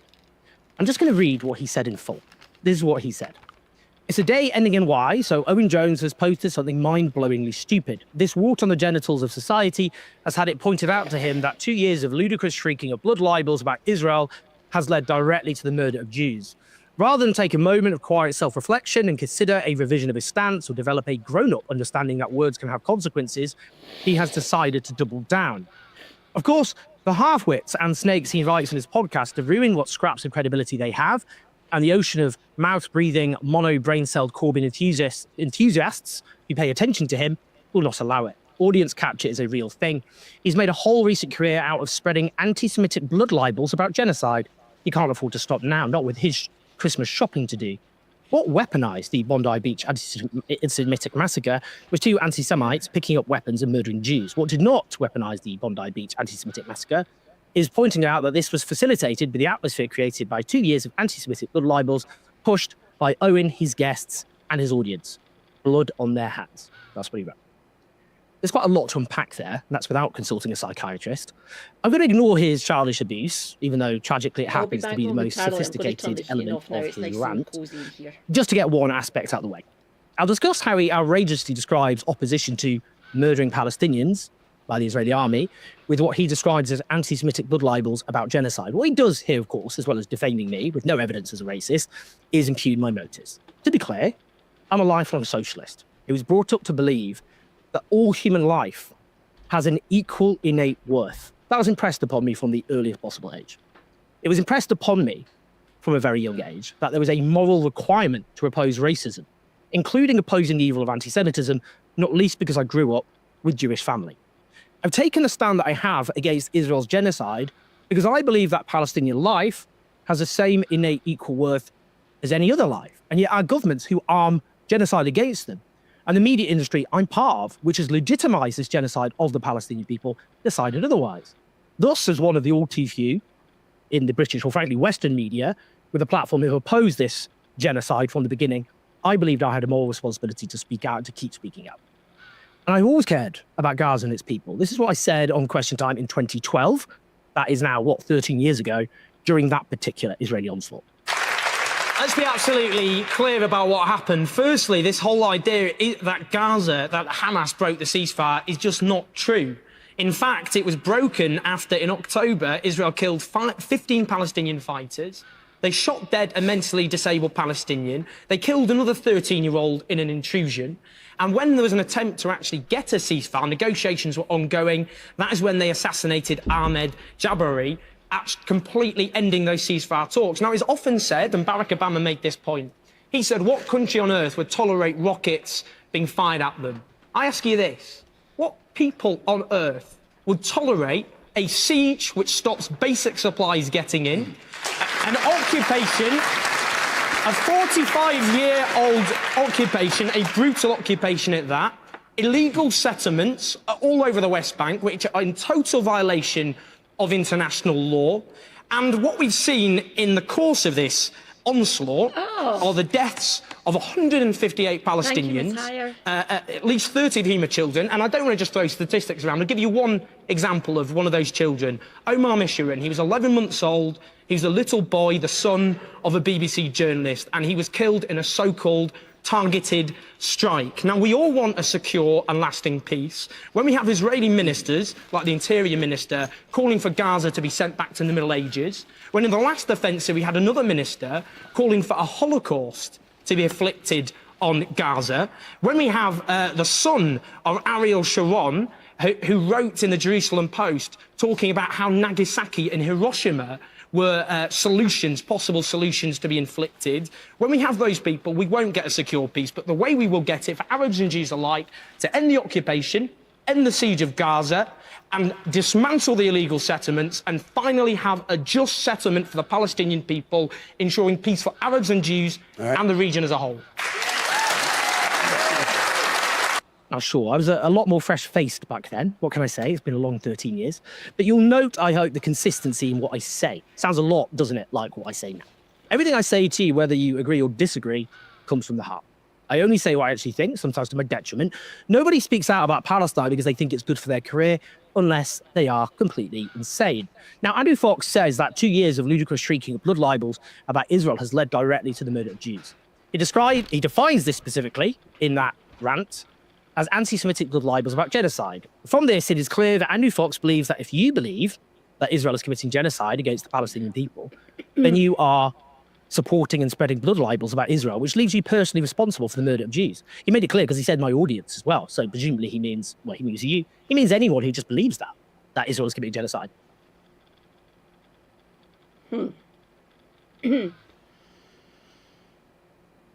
Yes, this individual is truly despicable. And in stating this, Andrew Fox has, ironically enough, smeared millions of Jewish people. According to a poll of Jewish Americans commissioned by the Washington Post in October, 61% believe that Israel has committed war crimes. And crucially, around 4 in 10 believe that Israel has committed genocide. Amongst Jewish Americans under the age of 35, 50% believe that Israel has committed genocide, outnumbering those who believe it has not. A straightforward question to Andrew Fox. Do you believe that 4 in 10 Jewish Americans and 5 in 10 younger Jewish Americans? Hi, Andy. Rejoice, comrades. Andy Luke. Welcome, welcome. Oh, I'm up to eat. Are supporting and spreading anti-Semitic blood libels about Israel, which has led directly to the murder of Jews. Mr. Fox has blocked me, poor sensitive lad, so I can't ask him directly. But some of you could ask him. His Twitter handle is @Mr_Andrew_Fox. Ask him directly. Do you think the 3 million or so Jewish Americans who believe Israel has committed genocide are spreading anti-Semitic blood libels, which has led directly to the murder of Jews? Is that your opinion? Because I have the same opinion as about 4 in 10 Jewish Americans and about 5 in 10 younger Jewish Americans. And what are the consensus of genocide scholars who believe that Israel has committed genocide? You know, Andrew, people who spend their lives researching genocide, indeed the Holocaust. What about specifically the Israeli scholars of genocide who have concluded that Israel has committed genocide, like Professor Omar Bartov, born on an Israeli kibbutz in the 1950s, educated at Tel Aviv University, before receiving a PhD at Oxford University with a doctoral thesis examining Nazi indoctrination of the German army and the crimes it committed on the Eastern Front in World War II. His books include The Eastern Front, 1941 to 1945, German Troops and the Barbarization of Warfare, Hitler's Army, Soldiers, Nazis, and the War in the Third Reich, Murder in Our Midst, The Holocaust, Industrial Killing and Representation, Erased, Vanishing Traces of Jewish Galicia in Present-Day Ukraine. I could go on. He is the Dean's Professor of Holocaust and Genocide Studies at Brown University. In an essay for the New York Times entitled, I'm a Genocide Scholar, I Know It When I See It, he wrote the following. My inescapable conclusion has become that Israel is committing genocide against the Palestinian people. Having grown up in a Zionist home, lived the first half of my life in Israel, served in the IDF as a soldier and officer, and spent most of my career researching and writing on war crimes and the Holocaust, this was a painful conclusion to reach, and one that I resisted as long as I could. I have been teaching classes on genocide for a quarter of a century. I can recognize one when I see one. Tell me, Mr. Andrew Fox, former British paratrooper, now working for an outfit denounced by his own founders for extremism, do you accept that this is a distinguished scholar? A distinguished scholar who specializes in genocide studies and the study of the Holocaust? A direct question for people to direct at this man. One of the people, by the way, Omar Bartov, Professor Omar Bartov, I've interviewed on this channel, who Andrew Fox has viciously attacked. Do you accept that? That he is one of the most distinguished and accomplished living scholars of genocide and the Holocaust on Earth? And do you believe that he is spreading anti-Semitic blood libels about Israel, which have led to the murder of Jewish people? Yes or no? Say it about him. Say it about one of the most distinguished scholars of genocide and Holocaust on the face of the earth. Because he has explained in great detail why he believes Israel is committing genocide. So what's the difference between the position I have and the position he has? It's the same position. So are you going to say this about this man whose credentials I just explained? Let's just not stop, by the way, at Professor Omar Bartov.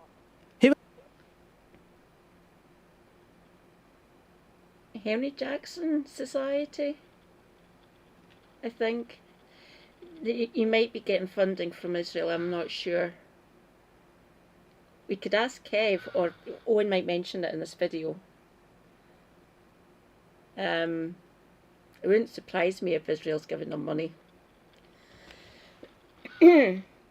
he is doing work for even if he isn't getting paid, he is actually doing work for them after a fashion.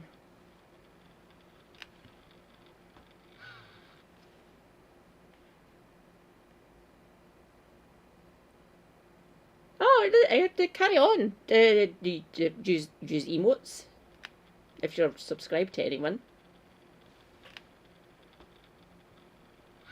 There's some other Israeli scholars of genocide. I'm literally just confining myself to Israeli scholars here. Jewish Israeli scholars who have concluded Israel has committed genocide. These are Israeli Jewish scholars who dedicate their lives to studying genocide, not least the genocide that was committed against their own people. Amos Goldberg, Professor of Holocaust History at the Department of Jewish History and Contemporary Jewry at the Hebrew University of Jerusalem. Daniel Blattman, Head of the Institute for Contemporary Jewry at the Hebrew University of Jerusalem. Shmuel Liederman, Holocaust Studies at the University of Haifa. Raz Sigal, Associate Professor of Holocaust and Genocide Studies. Again, just a straightforward question. Does Andrew Fox believe these Israeli scholars of genocide, and specifically the Holocaust, by the way, are spreading anti-Semitic blood libels which have caused Jews to be killed? What you're saying is people who literally have spent their lives and careers examining the genocidal extermination of their own people are spreading anti-Semitic blood libels which kill their own people. Now, Mr. Fox might legitimately say, just because they're specialists in the field of genocide studies doesn't mean they're infallible. Doesn't mean they get everything right. We're human, we're very fallible. I mean, that may well be true. I mean, you know, just because you're an expert in something doesn't mean necessarily you are a fountain of all wisdom and truth. But how does he explain how so many Jewish Israeli scholars who spend years, decades of their lives studying genocides could arrive at a conclusion, which in his case is not just wrong, but violently, hatefully wrong? These are people who understand more than almost any other living people what led to the genocide of the Jewish people. That's what they have focused on in most of their cases. Does he not think it's maybe reasonable to conclude that if so many Jewish Israeli scholars have arrived at the conclusion that Israel is committing genocide, then there must be some pretty extreme crimes being committed? Carry on watching. You might or does he think that all of these scholars independently arrived at the same conclusion because they are, what, completely incompetent, thick, stupid, academic frauds, possessed by some sort of demonic self-hatred? You see, Mr. Fox is not simply alleging a mere difference of opinion here. No. He's saying that declaring Israel as committing genocide is morally equivalent to believing that ordinary Jewish civilians accused in the Middle Ages of murdering children to use their blood in religious rituals. That's what he thinks it's the same as. That was a hateful, baseless lie. He thinks it's the same as, that's what blood libel is, by the way. Blood libel is the vile belief, the vile, hateful lie. And in centuries past, that ordinary Jewish people were murdering Christian children to use their blood in religious rituals. He thinks to accuse Israel, a state, of genocide is the same as that. Now, when it comes to blood libel, when it comes to the disgusting lie about Jewish people killing Christian children for their blood, that's not where you agree to disagree. You don't go, well, some have that opinion, some don't. That is a despicable lie against ordinary Jewish people, which was incitement to murderous violence. This was a lie against ordinary Jewish people, not a state armed to the teeth by the world's only superpower, where not hateful extremists in the Middle Ages who believed in all sorts of nonsense indulged and spread these lies, but actual genocide scholars have concluded that a state, not ordinary people, a state armed to the teeth by the world's only superpower has committed genocide. That's what he thinks. He thinks that's the same. Mr. Fox, is the claim you are levelling against these preeminent Israeli scholars of genocide that they are the same as people in the Middle Ages who accused ordinary Jewish people of sacrificing Christian children to use their blood in religious rituals? Just say it. Just say, you need to say it with your whole chest, you see. You see, Mr. Fox suggests that the people I'm communicating with on this channel, you guys, are an ocean of mouth-breathing, mono-brain-celled Corbyn enthusiasts. Well, we can't all have the towering intellect of Mr. Fox. But is it true? Is it true? I mean, he's saying you're basically, in his view, a bunch of delusional, stupid French fanatics. Ms. Fox, are you aware that, according to the polling, 50% of Americans believe that Israel is committing genocide, compared to 35% who don't? That works out in terms of just the adult population as 135 million Americans. Now, sadly, I cannot claim to be talking directly to all those people, but this is the position, that this channel represents. It is the mainstream position of the public and the world's only superpower, and indeed Israel's key ally. Do you believe that half of Americans, drastically outnumbering those who believe otherwise, believe in a murderous anti-Semitic blood libel, Mr. Fox? And what of our fellow Brits? According to YouGov in October, just 12% said they sympathise with Israel the most, less than 3 times smaller than the number who said Palestinians at 38%. Another 17% said both equally. According to that same poll, 57% says Israel's attack on Gaza was not justified. Just 18% said it was. According to another YouGov poll, 57% of Brits support a total arms embargo in Israel, with just 18% opposed. 48% support a trade embargo, just 20% opposed. And what about the International Criminal Court arrest warrant for Benjamin Netanyahu on charges of war crimes and crimes against humanity? In June, YouGov asked, if Benjamin Netanyahu was to travel to the UK, do you think the UK should or should not enforce this arrest warrant? The British public overwhelmingly said yes. And when I say overwhelmingly, 65%, about 2/3 said yes, 16% said no. Here's the thing, Mr. Fox. Here's the thing. Opposing Israel's genocide and opposing Israel's war crimes and crimes against humanity and supporting the rights of the Palestinian people would be the right position to have, whatever public opinion had to say. If only a tiny minority of Brits held these views, I would still have the same position. Come back. Because what matters is what is right and what is wrong. But the facts are, as far as public opinion goes, this channel represents the mainstream views of people in Western countries like Britain and the United States. That should terrify you. Because it means, in time, Israel is going to lose the military, political, and diplomatic support of the West. And it also means people like you are only going to be remembered as monsters. With any luck. I'm going to underscore this point. And do brace yourselves, because this is disgusting. In October 2024, the New York Times published a piece authored by Dr. Feroz Sidwal. He's a trauma and general surgeon who has served in Gaza during the genocide. The headline was 65 doctors, nurses, and paramedics, what we saw in Gaza, because it's based on the testimony of 65 US-based medics who served in Gaza. It was striking because the New York Times coverage of Israel's genocide overall has been a disgrace. Now, the piece began as follows. I worked as a trauma surgeon in Gaza from March 25th to April 8th. I volunteered in Ukraine and Haiti, and I grew up in Flint, Michigan. I've seen violence and worked in conflict zones.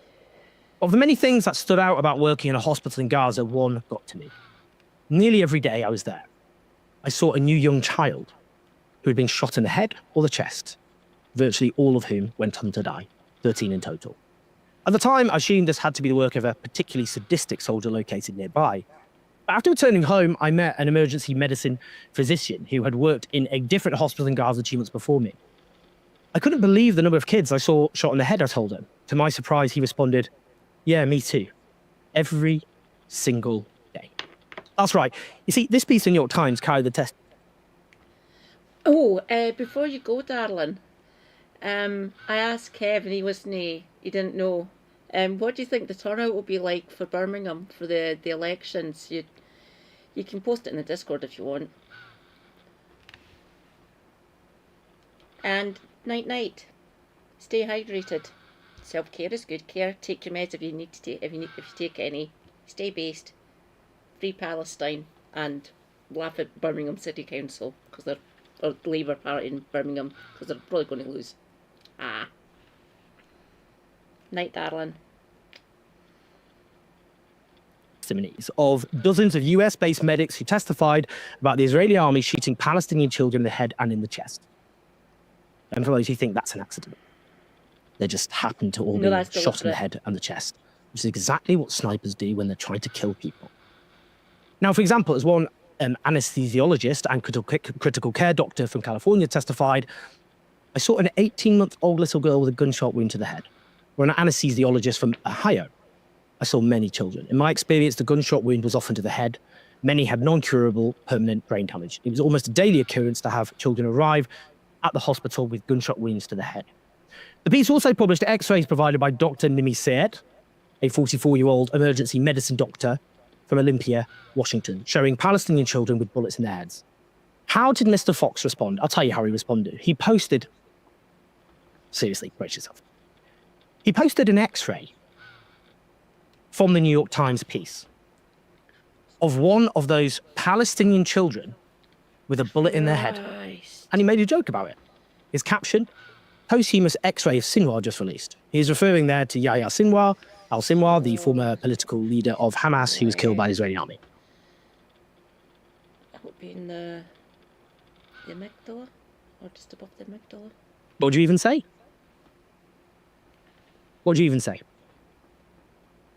What goes through the mind of a man, you may ask, who posts X-rays of little children who've been shot in the head by soldiers and jokes about it? Yeah. How much more depraved can a person get, you may well ask? There's nothing much you can say. What was his defence? He wrote, Bye, darling. after uproar, I was one of the people who posted about this disgusting post. There's no words to describe how disgusting it is. He said, oh dear, the orcs are really upset. I used that weird Microsoft Paint bullet X-ray to make a joke about Sinwar. His defence is that he thinks the New York Times published faked X-rays of children with bullets in their head in support of the testimonies of dozens of US-based medics, which he completely ignores, who served in Gaza, that Palestinian children were being shot in the head and the chest by the Israeli army. This is known as atrocity denial. Whenever a state commits heinous crimes against civilians, there are always some atrocity deniers who try to sow doubt in the reality of what that state is doing. Now, there is normally supposed to be a consensus that those people are morally depraved cranks who have no place of any description in respectable public life, that they should be pariahs. Now, such was the intensity of atrocity denial in this case, promoted by the likes of Mr. Andrew Fox, that the New York Times was forced to publish a detailed statement. They said they had gathered first-hand testimonies from 65 US-based health professionals who worked in Gaza over the past year, who shared more than 160 photographs and videos with Times opinion to corroborate their detailed accounts of treating preteen children who were shot in the head or chest. They noted that after publication, some readers questioned the accuracy of the accounts and the authenticity of 3 CT images shown. Those criticisms are unfounded, they said. They explained that they had rigorously edited this guest essay before publication, verifying the accounts and imagery through supporting photographic and video evidence and file metadata. We also vetted the doctors' and nurses' credentials, including that they had travelled to and worked in Gaza as claimed. When questions arose about the veracity of images included in the essay, we did additional work to review our previous findings. We presented the scans to a new round of multiple independent experts in gunshot wounds, radiology and pediatric trauma who attested to the image's credibility. In addition, we again examined the image's digital metadata and compared the images to video footage of their corresponding CT scans, as well as photographs of the wounds of the 3 young children. They added, while our editors have photographs to corroborate the CT scan images, because of their graphic nature, we decided these photos of children with gunshot wounds to the head or neck were too horrific for publication. We made a similar decision for the additional 40-plus photographs and videos supplied by the doctors and nurses surveyed that depicted young children with similar gunshot wounds. Let's just digest this for a minute. What Andrew Fox has claimed, and is claiming, he's never retracted these despicable claims. If it was true, it would constitute one of the biggest scandals of modern mainstream journalism. If it were true, it would force the entire top brass of the New York Times to resign in disgrace. And so if it were true, by the way, it would have been immediately established as true and have handed Israel the biggest single PR victory of his entire genocide. This man believes, what, that multiple independent experts in gunshot wounds and medical experts are what? They're all lying? They can't do their jobs, as well as all the genocide scholars. It's interesting, isn't it? It's interesting, isn't it? Genocide scholars, medical experts. What, I mean, what you know, Mr. Andrew Fox, a guy who ran around Helmand Province or whatever, who works for some hard right outfit. He knows better than them, and they're all making it all up. Then. Right. See, what that Mr. Andrew Fox claimed that the New York Times published, what he's saying there, that they published X-rays of Palestinian children shot in the head by the Israeli army, is a disgusting lie. It's beyond disgusting. There aren't actually words to describe how disgusting it is. That claim alone, in a normal functioning society, should have been more than enough to terminate his career and have him driven from public life in disgrace. Instead, he repeatedly still appears as a respectable guest on TV and radio. Sky News even recently interviewed him, falsely initially claiming he was Jewish, as someone who opposed the ban on Maccabi Tel Aviv fans in Birmingham after their violent and racist conduct, presenting him as a victim of online abuse as a result, and presenting him as just some random football fan, rather than someone who works for a hard-right outfit denounced by its own founders. The world is turned on its head. Now, there is much more, actually, you could say about this man and his so-called work, but I think I've said more than enough about this particular case study. Andrew Fox is a reminder that monsters do indeed walk amongst us. He has acted as an apologist for one of the most sickening crimes of our age. He has sought to falsely discredit evidence of children being shot in the head.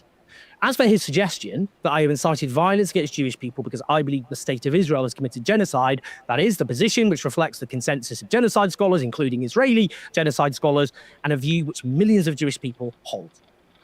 All the way through this genocide, as those of you who watch my content know, I have gone to great lengths to emphasize the demarcation between Israel, the state, and Jewish people as a people. I have, as many regular viewers will know, interviewed all the way through this genocide so many Jewish people, including Israelis who oppose this genocide. These are amongst the half-wits and snakes he refers to, which include, by the way, of course, Israeli scholars of genocide like Professor Omar Bassel. In doing so, I've tried my very best to play my part in deflecting attempts to blame Jewish people as a whole for the hideous crimes committed against the Palestinian people by the Israeli state. And there are two different factions that has been confronting. One, anti-Semites who hate Jewish people, and two, cheerleaders of Israel who have insisted on conflating Jewish people with the state of Israel and who, like Mr. Fox, claim that attacking Israel's genocidal behavior means you're attacking Jewish people as a whole.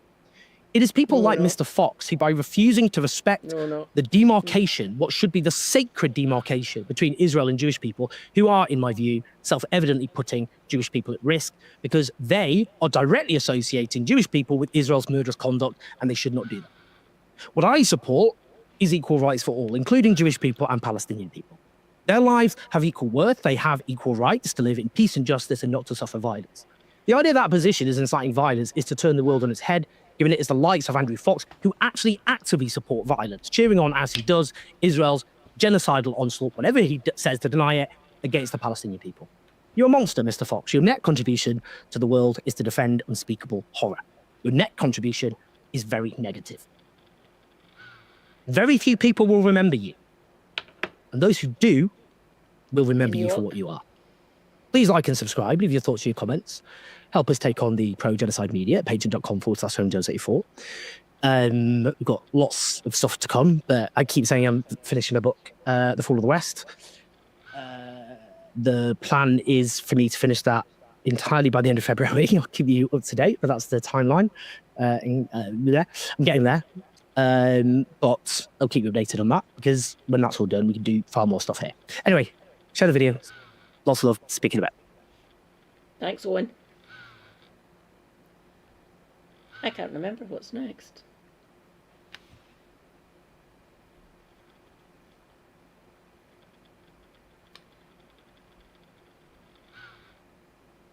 Oh, it's Richard Murphy.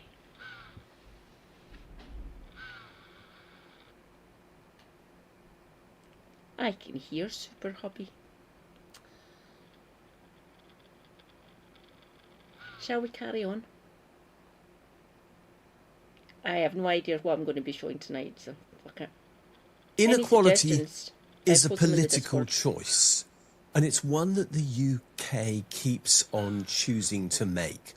What I want to stress is that those opening words, inequality is a political choice, come straight from the World Inequality Report published by the United Nations for 2026. And that should trouble anyone who cares about democracy, or about economic justice, or the future of the UK. And that's what this video is all about. The core claim within the World Inequality Report is that inequality is this political choice. It reflects policies, institutions and governance, and not accidents or natural forces. There is nothing that requires inequality. There is a decision to create inequality, and it is that which I exist to challenge. This isn't about ideology, by the way. This report is not some form of dogmatic statement. It's actually based upon the work of 200 researchers. It's got the largest historical inequality database that exists in the world, and it is global and long-term evidence-based. This is empirical work and not rhetorical publication. Inequality is now extreme. That's the outcome of this survey. The scale of the problem is enormous. The top 10% of people in the world earn more than the remaining 90%. That's one of the findings. The wealthiest 0.001% in the world control 3 times more wealth than half of humanity. The bottom half hold just 2% of global wealth. This is economic concentration on an unprecedented scale. Inequality is becoming so gross that it's hard to imagine just how different are the lives of the people who are impacted by it. And yet, of course, those differences are very real. The wealthy might be incredibly wealthy, and so wealthy that their wealth has actually almost no... I'd say obscenely wealthy, but the word choice. Obscenely wealthy, sickening really. Bearing on how they live. But those who are suffering the consequences of inequality in the rest of the population are seeing very real impacts in their lives. And that's the point. These numbers do have meaning. This is about power above all else. A tiny elite holds decisive economic power in the world. Billions share almost nothing.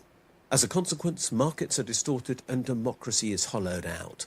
That's what these numbers mean. It is about exclusion for the majority and privilege for a tiny number. And we in the UK play a major role in this. Let's be clear, we're not an innocent bystander. A great many of the policy frameworks that give rise to this inequality did, after all, come from this country in the first place. We were the country who, above all else, developed and delivered to the world slavery, but we've also, in modern times, provided many of the other policy frameworks that now reinforce inequality in the world that we now live in. Policies like privatisation, financial deregulation, wealth-favouring tax design, and so on. This is not about, therefore, accident, as I said before. It is about design. This is not imported inequality. This is about homemade inequality, homemade by choice. And that's, again, absolutely essential. The report is quite explicit. These outcomes are not inevitable. They are political and institutional choices, and 40 years of denial and collapse have delivered them to us in a way that now seems inevitable, even though it's not. Margaret Thatcher said, "There is no alternative." And what has become her lasting legacy is the belief that that is true. But it isn't. Markets did not choose to create these outcomes. The truth is, governments did. And that's what's most worrying of all about the situation that we're in. The choice was to build inequality, but what we need is a different political economy. What happened was that we privatised public wealth, we deregulated finance, we favoured wealth over work in taxation, and we suppressed wages whilst rewarding rent-seeking. Those were political economic... Rejoice, comrades. It's the Morton. Where, comrade? 9 votes is fucking hilarious.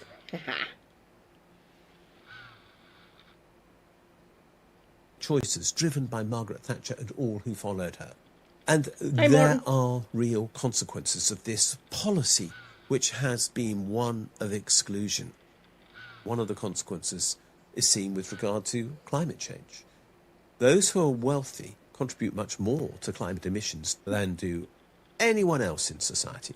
The top 10% of earners in the world create 77% of all climate emissions. The top 1% create 41% of all climate emissions. The bottom half of the population, whether you're looking by income or wealth, contribute just 3%.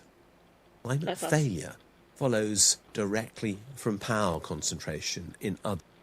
Go after the main polluters first before you come after us.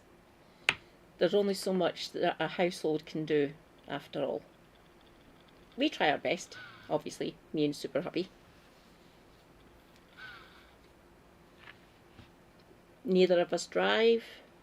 We use public transport. The 2 main buses that we use here in the north of Glasgow, they're both electric. Service is shite. But they are electric. If First Glasgow suck. No, First Glasgow are bastards. Because other parts of Glasgow have got better bus services. More regular, more reliable. We've got the lowest car ownership in Glasgow, at least. I'm not sure if it's in the west of Scotland. It might be, actually.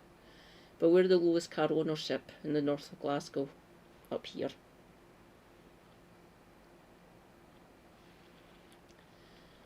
We need more reliable bus service, and they need to be electric like the 2 services I've got.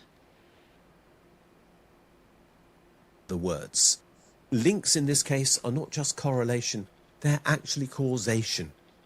It is the excess consumption of the wealthy that is destroying the future of our planet. This is not just about climate, of course. It's also a power problem. The costs of dealing with these problems are loaded onto those without agency, in other words, those without power. In this case, that means that climate change costs are being forced onto those who don't have the means to pay, whilst those who own capital have been insulated from change and are even protected from it.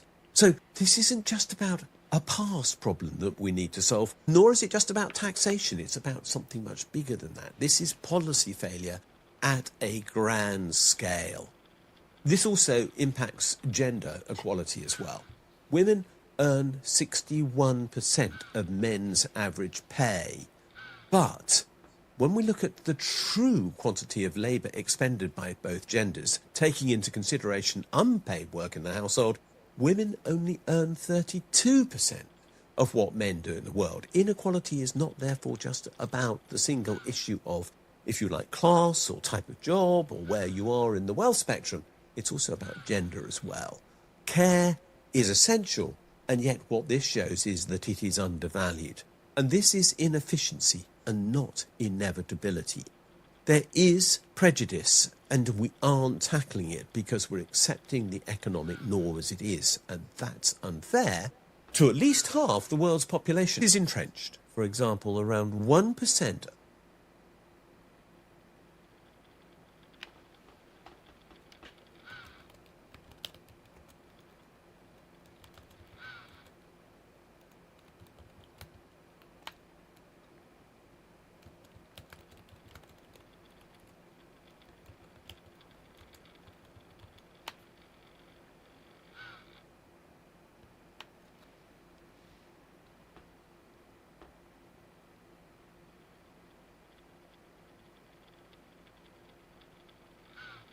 Women make up almost half of the world's population, around 49.6 to 49.7%, with slightly more men globally. About 102 men for every 100 women.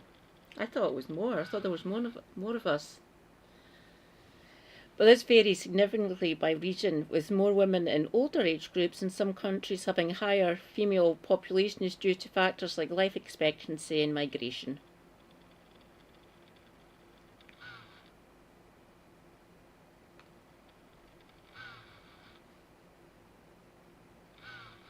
You're one of those 2 men.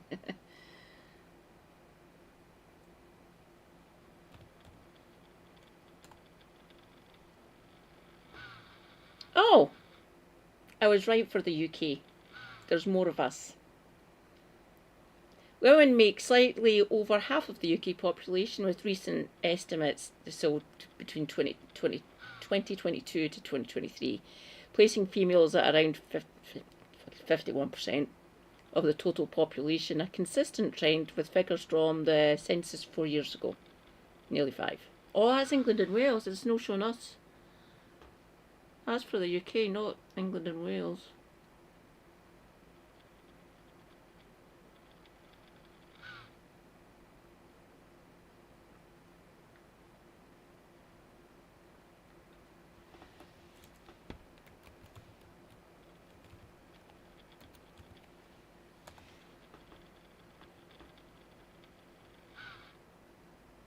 Oh God, we're nearly 3% higher here. Okay. Oh, have fun playing Helldivers 2, Vendale. So 51.4% of the Scottish population. More of me. Oh God, more Katie. Fucking hell, that'd be frightening.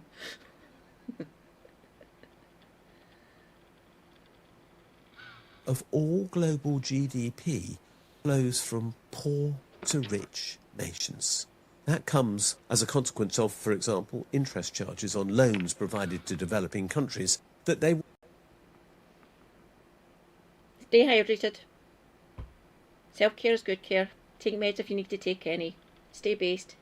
Free Palestine. And fuck it.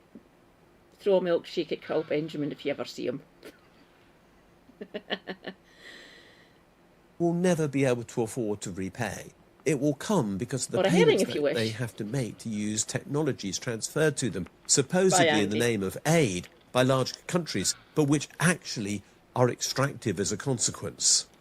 This has been known about for decades. It was the whole basis of the 2005 Gleneagles Agreement here in the UK, which supposedly was going to tackle these pernicious global flows from the south to the north, but that hasn't happened yet.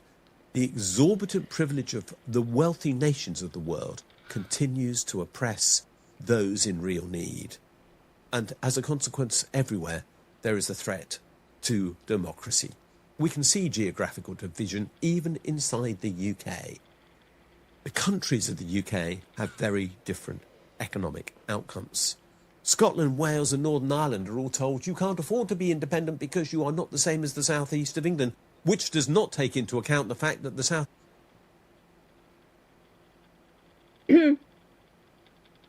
Yeah. Time will tell on that one. Well, we already know quite a lot of the data. Just saying. Free Scotland as well. The east of England extracts value from everywhere else in the whole of the UK.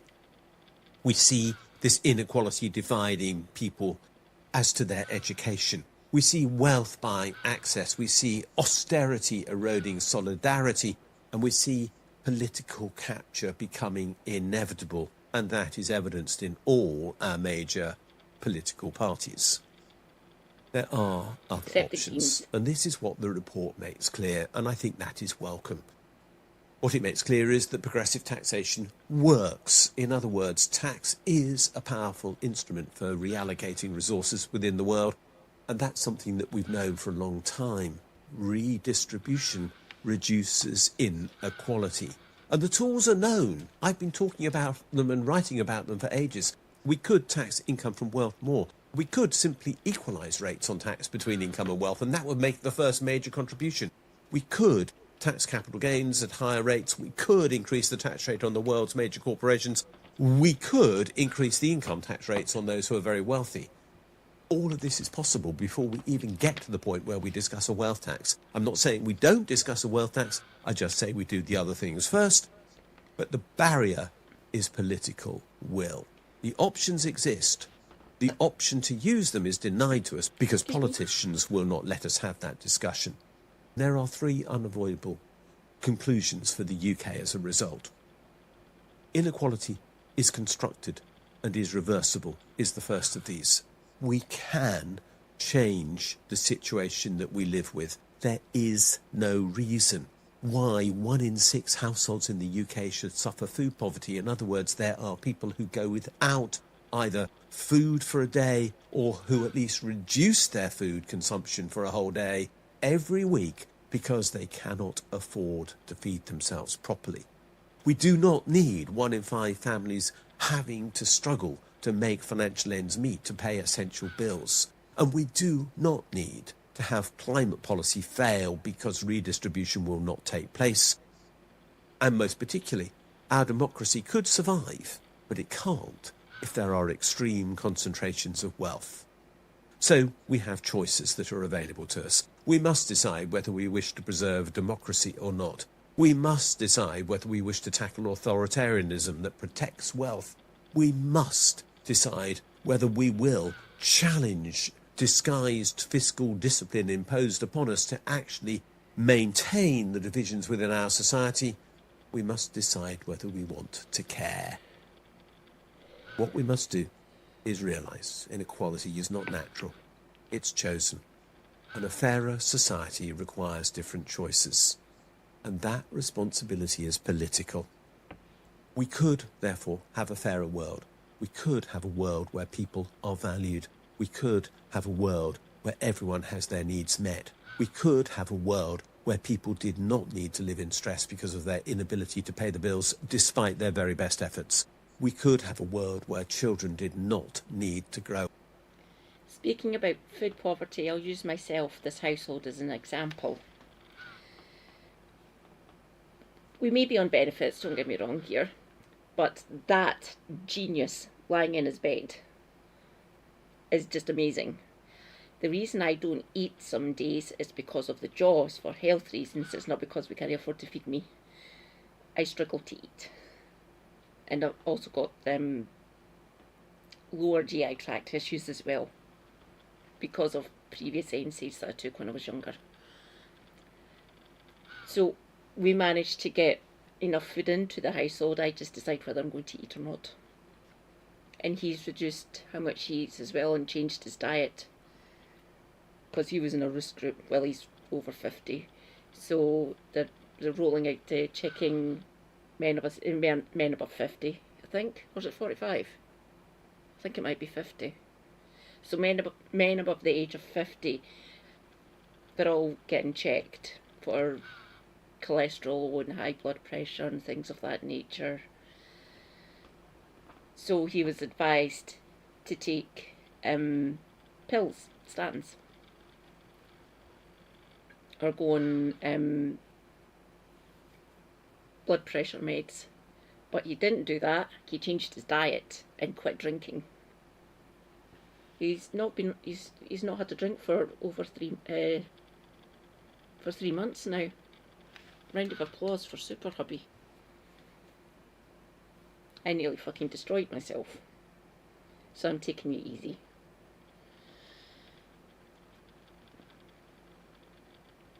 Rejoice, your lass has been off the drink for a week.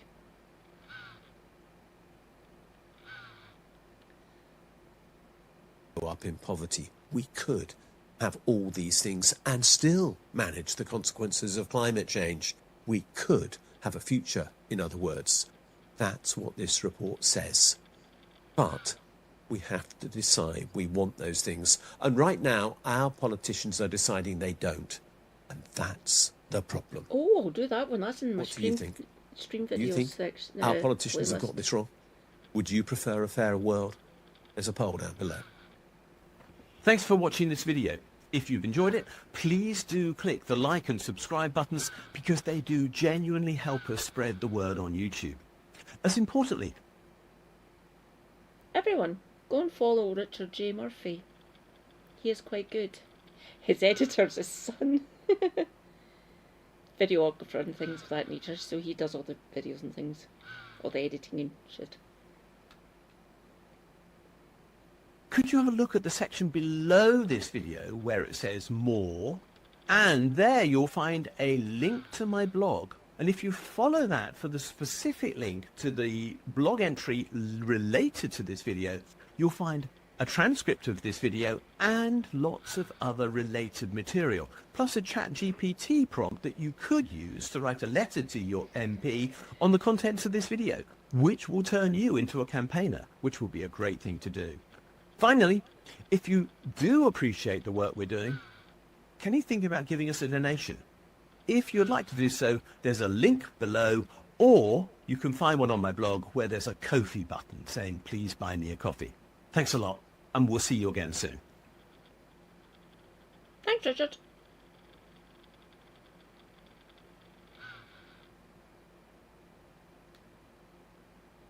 This one should be fun. Playlists. I'm sure I put it in my stream videos. Playlists, please. Hi, Richard. Let's see. Stream videos.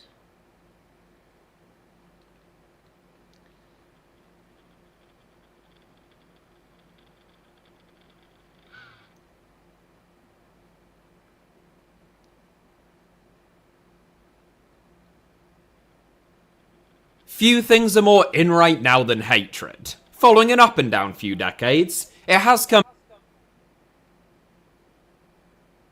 The most hated football club from... Oh! Part 2. Oh, damn.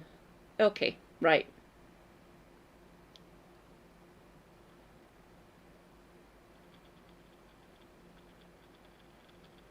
Oh, it's from 2 months ago. Right, let's do part 1, then do part 2. If there's one thing that we can all agree on, it's that there isn't enough hate in the world. People getting on, putting aside their differences, laughing, smiling and spreading positivity. I can't stand it. It's enough to make you sick. Enough of this come-by-our nonsense, I say. It is time for some good old-fashioned vitriol, outward hostility, and bitter resentment.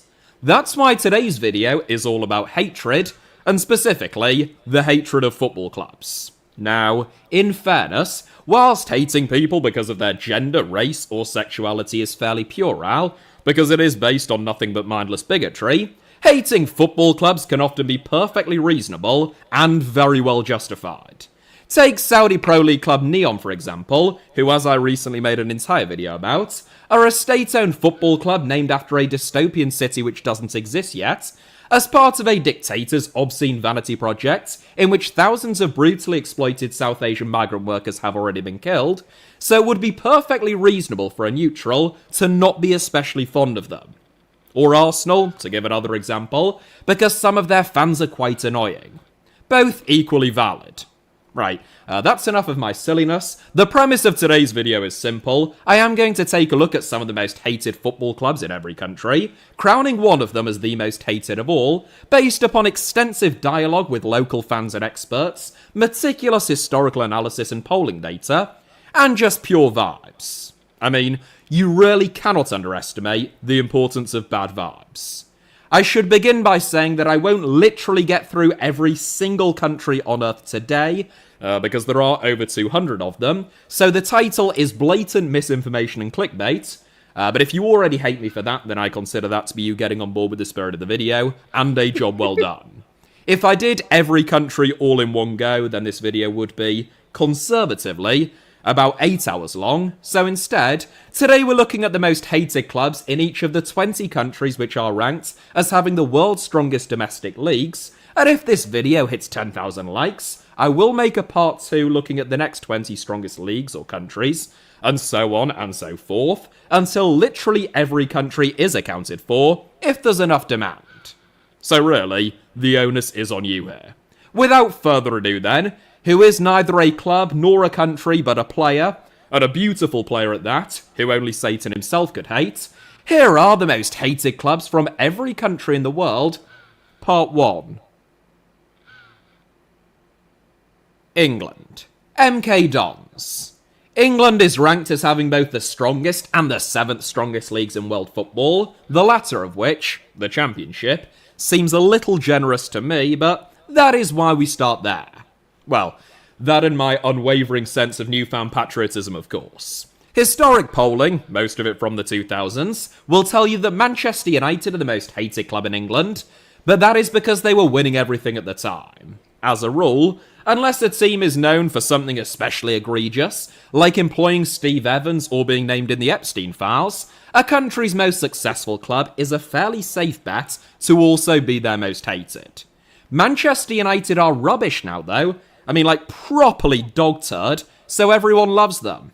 No, not really. Their historic success, among other things, leaves behind a lingering sense of resentment, but there is equal or greater hostility towards the likes of Chelsea and Man City now, stemming from their enormous and, to some degree, distortive waves of spending in the early and late 2000s, transforming them into super clubs. And, as mentioned in the introduction, I think there is quite a lot of resentment towards Arsenal, especially within the online sphere, owing to a perception of some of their supporters being entitled, delusional, or just otherwise annoying.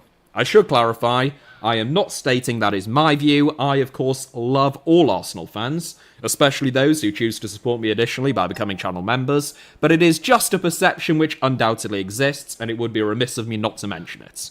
And last but not least, polling shows that outside of the Big Six, at least, there is also quite a lot of people who don't like Leeds United and Millwall, including Leeds United and Millwall fans, who both hate their own clubs and each other.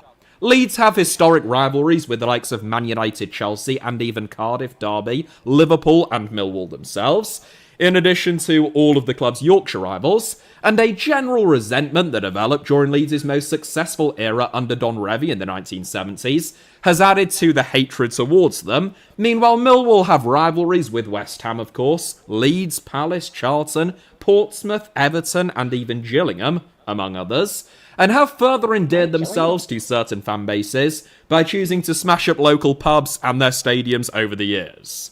Millwall may sing, "No one likes us, we don't care," but there is at least one club in England who even more people don't like, and that is MK Dons. Even the word Dons being a part of their name is an affront to some people, because the Dons is Wimbledon's nickname, which they view Milton Keynes as having appropriated or stolen for themselves. In the early 2000s, following relegation from the Premier League, Pete Winkelman brokered a deal with the Wimbledon Board of Directors to relocate the 1988 FA Cup winners to Milton Keynes, about 60 miles north of Wimbledon's South London home. It was a move which outraged not just Wimbledon fans themselves, who founded their own club, AFC Wimbledon, but English football fans as a whole, and in the club's first season playing in Milton Keynes, they were relegated and averaged less than 3,000 fans at their home games. Despite moving into the more than 30,000 capacity Stadium MK in 2007, which I have to say I do think is actually a pretty decent ground, and being taken over by a Q80 consortium, MK Dons still averaged less than 7,000 fans at their home games last season. AFC Wimbledon, by contrast, drew crowds of over 3,000, so more than MK Dons in their first season in what is now the Championship, while they started out in the 9th tier, and they now average over 8,000 fans at their home games at the 9,215 New Plough Lane, Wimbledon's spiritual home, which they returned to in 2020. They're also now in the division above MK Dons, having climbed from the 9th to the 3rd tier, whereas MK Dons have gone from the 2nd to the 4th tier since attempting to relocate Wimbledon to Milton Keynes. Whereas franchises and team moves may be commonplace in other sports and in other countries, I am looking at you, America. In English football, the move was viewed as an aberration. The FA were lambasted for allowing it to happen, forcing them to amend their own statutes and making it highly unlikely that such a high-profile relocation in English football will ever be sanctioned again. Though it has been over 20 years, a deep-rooted dislike of MK Dons, who are often referred to as Franchise FC, still persists, and while Man United, Man City or Chelsea, whether that be because of Fergie time, 115 charges or Russian oligarchs, may garner strong distaste in certain quarters and at certain moments, you would do well to find a more universally and consistently disliked club than MK Dons, which is why they are our first inclusions. Italy. Juventus. Well, I said that a country's most successful club is often that country's most hated club, and that is most assuredly the case in Italy. Juventus are by far the best supported club in Italian football, in terms of fan base, not actual attendances, but also by far the most hated. All polling consistently illustrates that this is the case, and actually not with that much variance based upon the old lady's recent antics or results. In 2015, for example, a poll by Co-op found that 35% of Italian football fans identified themselves as being Juventus supporters, which was over double any other club, as Inter was second on 17%, but a whopping 43% of respondents chose Juventus as their least favourite club, which was almost double second place again, which was also Inter, this time on 24%. Part of the resentment towards Juve is simply a result of their success. They have won 36 Scudettos, whilst no other team has won more than 20, and 71 trophies when no other Italian club has won more than 50, but it is also tied up in power, politics, and accusations of cheating. Juventus have a long and contentious history of alleged rule-breaking. There have been numerous doping accusations levelled against the club, most notably by Zdeněk Zeman in the late 1990s, which eventually led to Juve's club doctor, Riccardo Agricola, being convicted of administering banned substances to the club's players, though he was rehired by Juventus' J Medical Department in 2017. Most notably, of course, there was the Calciopoli scandal, which implicated both Juve and their chief executive, Luciano Moggi, resulting in them being stripped of their 2004-05 and 2005-06 Serie A titles, and then relegated to Serie B, and most recently, a 10-point deduction for alleged financial irregularities and false accounting in the 2022-23 season. Most Juventus fans would contest these charges, either in their entirety in some cases, or to the extent that they were bigger offenders than several other clubs, as in the case of Calciopoli, which is still a sore spot among Juve supporters who feel as though their club was unfairly scapegoated, singled out, and heavily punished. There is also the fact that Juventus market themselves as a national rather than a regional club, which is part of the reason why they have such a large fan base outside of Turin, but which also leads to resentment from fans of local clubs in towns and cities which are full of Juventus fans, either overshadowing or at least competing with them.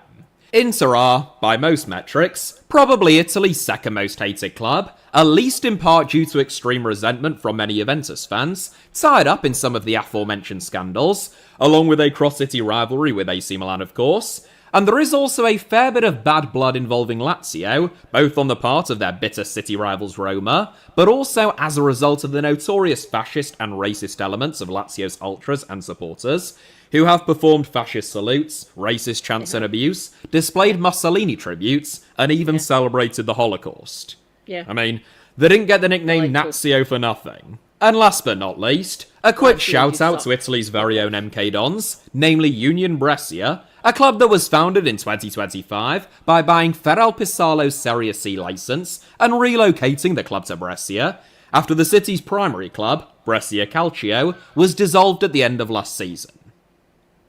Spain. Real Madrid. The two most hated clubs in Spanish football are Real Madrid and Barcelona, who primarily hate each other, and one of whom would debate the fact that they are a Spanish club at all. Polling consistently shows that La Liga's big two are the division's most disliked clubs, which is hardly surprising given the duopoly that they have enjoyed over the country's top flight since at least the 1950s, and the historically unbalanced revenue distribution that they've received as a result of their size and success, but Real Madrid routinely take top spots. Spain's most successful club, very narrowly ahead of Barcelona overall, but significantly ahead in terms of La Liga, and especially Champions League crowns, Madrid suffer by virtue of the fact that they are the biggest rivals of two of La Liga's three biggest clubs. Aside from their Madrid rivals Atletico and their El Clasico rivals Barcelona, distrust of Madrid also owes to disputed, but nonetheless widely perceived ties to the Franco regime and allegations of favouritism or political support throughout this period, the fact that Madrid have historically been La Liga's biggest spenders, repeatedly setting new world record fees during their Galacticos era, and accusations that Los Blancos supporters can be arrogant and or ungrateful. To be clear, there are no value judgments in this video, or not many at least, nor is there time to assess whether each individual reason why a club is disliked is fair and or reasonable. I am just providing the necessary context for why animosity exists within that country's public perception. Barca, Atletico and Valencia also have their fair share of haters, as do Getafe, who are quite an odd football club, and who have frustrated many Spaniards with their supposed anti-football tactics in recent times, Girona, whose rise under the City Football Group's multi-club ownership model was deemed to be artificial and unwelcome, and finally Athletic Lleida, another club with shades of MK Dons, who I recently made a full documentary about.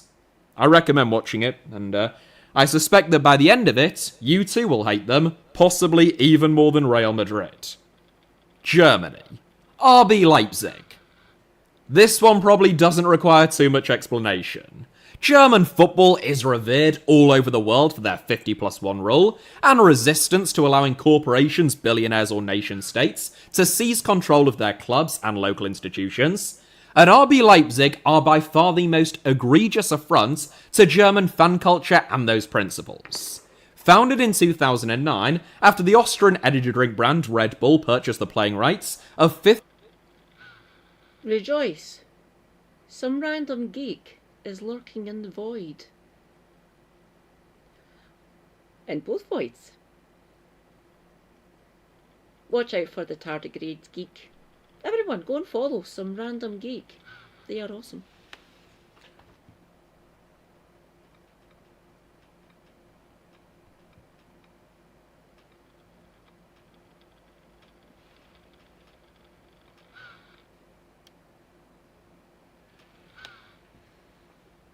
Tier club SSV Markranstadt before changing the club's name, colours, nickname, badge, and every other aspect of their identity, and plastering 2 big Red Bulls everywhere instead.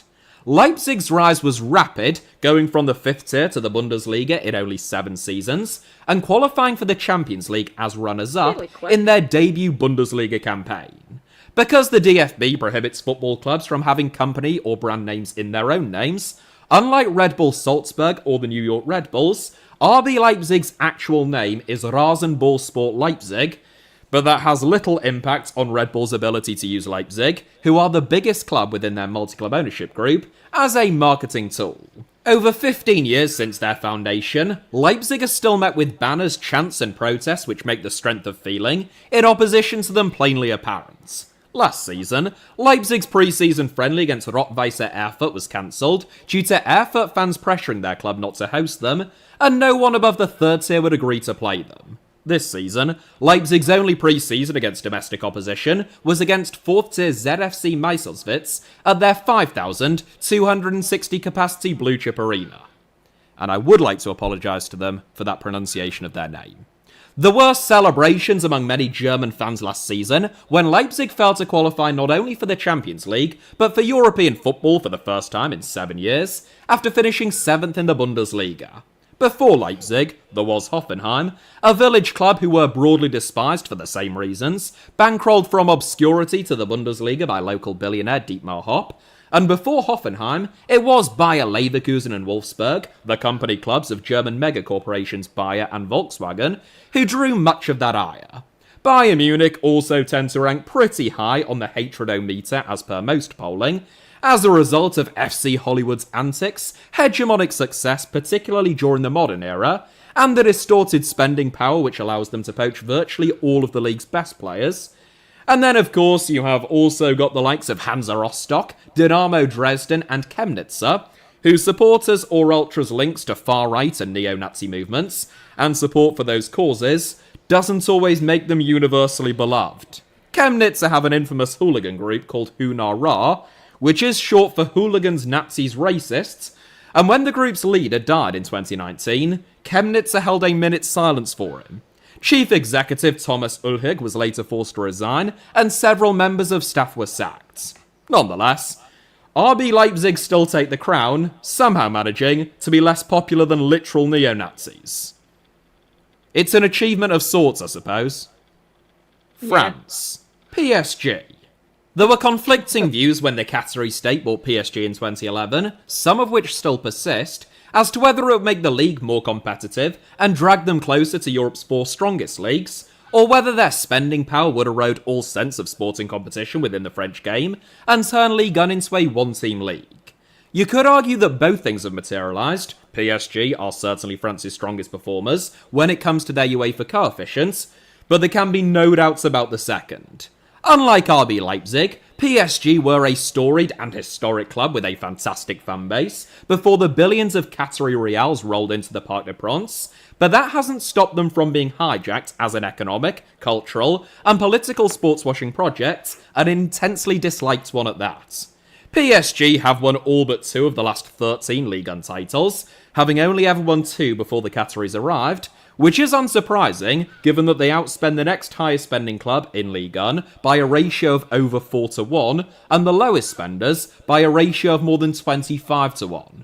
PSG's wage bill, as per their last set of accounts, was not only by far the highest in all of world football, but it was the same as the next 5 highest spending clubs in Ligue 1 combined, and 40 times the division's lowest spending club. A degree of resentment, therefore, is both righteous and to be expected. Elsewhere, Marseille and Lyon have had their fair share of haters, particularly during their dominance eras. There has sometimes been some ire pointed in the direction of Monaco, who have tasted significant success, with very little grassroots support in a playground for the super rich. And then there is specific hatred between the likes of Lille and Lens, Lyon and Saint-Etienne, and Nantes and Rennes. Belgium. Anderlecht. It's not cut and dry, if you speak to Belgian football fans, which club is definitively the most disliked. Anderlecht and Standard Liège historically have probably led the way, partly due to hooligan elements within their fan base, as well as being big and successful clubs, especially Anderlecht, who are still Belgium's most successful team by some margin, despite not having won the Pro League since 2017. Meanwhile, Club Brugge, who are Belgium's second most successful club, are fairly hated just by virtue of the fact that they have so many rivalries, with the likes of Ghent, Royal Antwerp, and city rival Cercle Bruges, all considering them to be their biggest, or at least close to their biggest rivals, and Anderlecht and Standard also viewing them as pretty major rivalries. There was a time when Royal Antwerp were perhaps Belgium's most hated club, owing to their infamous reputation for fan violence and bitter rivalries with the likes of Beerschot, Club Brugge and Mechelen, but more than a decade outside of the top flight, between 2004 and 2018, somewhat faded their relevance. Antwerp won their first top-flight league title in over 60 years in 2023, but Anderlecht still probably edge it as a result of being the Brussels club in a country with fairly complex political geography, having previously dominated the Belgian game and still being perceived as being arrogant or entitled. They are also, incidentally, the most hated Belgian club among Nottingham Forest supporters, after it came to light that Anderlecht had bribed Spanish referee Emilio Gurrizeta before Forest's 1984 UEFA Cup semi-final defeat against the Belgians. Portugal. Benfica. A pretty straightforward one. There are 3 football clubs in Portugal who about 90% of people support, and 2 out of the 3 hate Benfica more than anyone else. Portugal's biggest and most successful club, narrowly ahead of Porto, Benfica claim to have over 14 million supporters worldwide, which is greater than the entire population of Portugal, and with 400,000 members, they have traded places with Bayern Munich as the largest and second largest sports clubs in the entire world by membership. Porto and Sporting, the next 2 biggest and best supported clubs in Portugal, whilst having an intense sporting rivalry between themselves, both view Benfica as being their biggest and bitterest rivals. Meanwhile, everyone who doesn't support one of the big 3 tends to dislike all of them, viewing them as being compromised or corrupt, and the Portuguese game more broadly as being rigged against them, especially for clubs in the south. There are also Portuguese minnows who have been unpopular at times, usually as a result of political ties, not necessarily left or right per se, but just association with divisive figures, and either real or perceived favouritism as a result, such as the complex landscape of Madeiran football, where controversial long-time Madeiran president Alberto João Jardim was often viewed as favouring Maritimo, the club that he supports, before controversially attempting to merge the island's 3 biggest clubs. It is an interesting topic for another video, but for now, it is Benfica who feature for Portugal. Brazil. Flamengo. Whereas other countries have a big 6, a big 3, or sometimes even just a big 1, Brazil has a big 12, better known as the G12 clubs, and in this vast football-obsessed nation, multiple complexities inflect rivalries and historic bad blood between clubs. Nonetheless, the 2 most hated clubs in Brazil are quite comfortably Flamengo and Corinthians. Also the 2 biggest clubs, and therefore the most loved in terms of their fan bases, that leads to accusations of favouritism from national broadcasters or other organisations, and disproportionate coverage of their club's affairs. Flamengo were already Brazil's biggest club by the 1970s, before they'd won any major national or international competitions, and were less successful than Fluminense in the Campeonato Carioca, by virtue of Rio's state championship being broadcast throughout the whole of Brazil, as opposed to being state-specific, which made Flamengo the most national of Brazil's clubs. Corinthians, meanwhile, are the biggest club in Sao Paulo, which is the largest city and metropolitan area in the whole of South America. You will also find widespread dislike, albeit a bit more isolated, towards the likes of Palmeiras, Atlético Paranaense, and increasingly Botafogo, who won a Libertadores and Brasileiro double in 2024, now under the multi-club ownership regime of American billionaire John Textor, of course. Meanwhile, Brazil have their own Red Bull Cinematic Universe members, Red Bull Bragantino, who aren't especially beloved by virtue of their commercialization and lack of history or support, but who aren't as hated as their German counterparts. The Netherlands. Ajax. Ajax are the biggest and the most successful club in the Netherlands, so their inclusion in this video should come as little surprise, but whereas Juventus, Anderlecht or Flamengo all have serious competition and narrowly take the crown, Ajax are by far and away the most hated club in the Netherlands. Polling suggests that as many as 39% of Dutch football fans support Ajax, which is pretty wild in a country of 18 million people with a vibrant football culture, but the remaining 61% pretty much all hate them. Ajax obviously has famous rivalries with AZ, PSV, and most notably Feyenoord, but basically every fan base harbours some degree of resentment towards them. That's not just because of Ajax's power and success, it's also tied up in their status as the sole Eredivisie club in the Dutch capital, and you often find a lot of animosity towards capital cities. Whereas in England, for example, where the same animosity towards London certainly exists, but there are so many London clubs that sentiment is never really concentrated on any single one of them, in the Netherlands, it is pretty much all dumped on Ajax. No one's really going after VVA Spartan. Feyenoord, PSV, and arguably Den Haag, due to the reputation of some of their supporters, would probably come next, but they would be a distant second behind Ajax, who are the main rivals of about 7 or 8 clubs, and then would rank second or third for virtually everyone else. Argentina. Boca Juniors.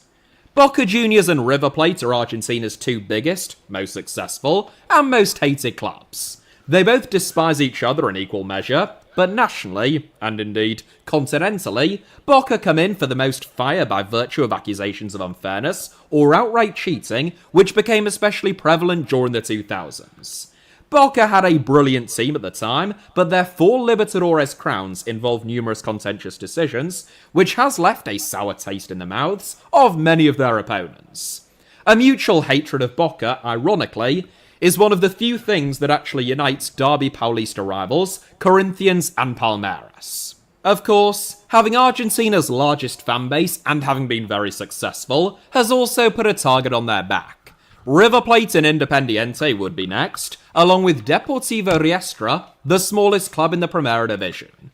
The Buenos Aires Minnows have climbed from amateur obscurity to the top flight in barely a decade, drawing criticism for their lack of organic support, their controversial 2017 promotion, and for fielding the YouTuber and streamer known as Spreen in a top-flight league game in 2024, which was viewed as being a disrespectful publicity stunt by many Argentine football fans. The United States. Inter Miami. It's not easy determining the most hated football club in the United States, partly because the country's football culture, in respect of Major League Soccer, is so new, partly because there is very little reliable broad-based polling, and partly because it seems to change on quite a rapid basis. Had I made this video at various stages over the last 10 to 15 years, there would have been times when the likes of New York Red Bulls, LA Galaxy, Seattle Sounders, New York City FC, LAFC, and Austin all could have come out on top. Inter Miami, for example, were only founded in 2018 and only began competing in Major League Soccer in the 2020 season. Like several new expansion teams, Miami have drawn heat for their flashy signings and supposedly plastic image, which is heightened at the Chase Stadium by the biggest signing in MLS history. From their first 4 seasons, in which they finished 19th, 20th, 12th and 27th in the overall MLS standings, to winning the Supporters' Shield in 2024, following the arrival of Lionel Messi and his old pals Jordi Alba, Sergio Busquets and Luis Suarez, Miami's rapid transformation has rubbed a lot of other club supporters. It's where a lot of international football players go to retire, essentially. Especially to the sunnier states. How do I feel about that as a fan? Don't get me wrong, I like all of those players. They're really good football players. But it does kind of leave a sour taste in your mouth when they go and do that. Basically doing it for the money. Well, basically doing it for the money would be going to Saudi Arabia or the other Gulf states, essentially. Up the wrong way.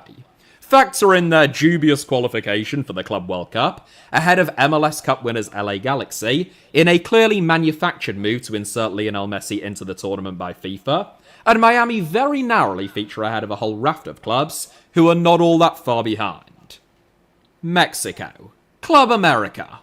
In yet another case, I make it 7 out of 12 so far, of a country's most popular club also being their most hated, polling by Statista in 2022 found that 32% of Liga MX fans describe themselves as being Club America supporters, which was twice as many as second-place Chivas. Meanwhile, another poll, conducted by the Mexican consulting agency Mitofsky, found that 37.8% of respondents cited America as the club that they disliked the most, putting them well clear of Chivas on 18.8%, Cruz Azul on 6.4%, and Pumas on 2.1%.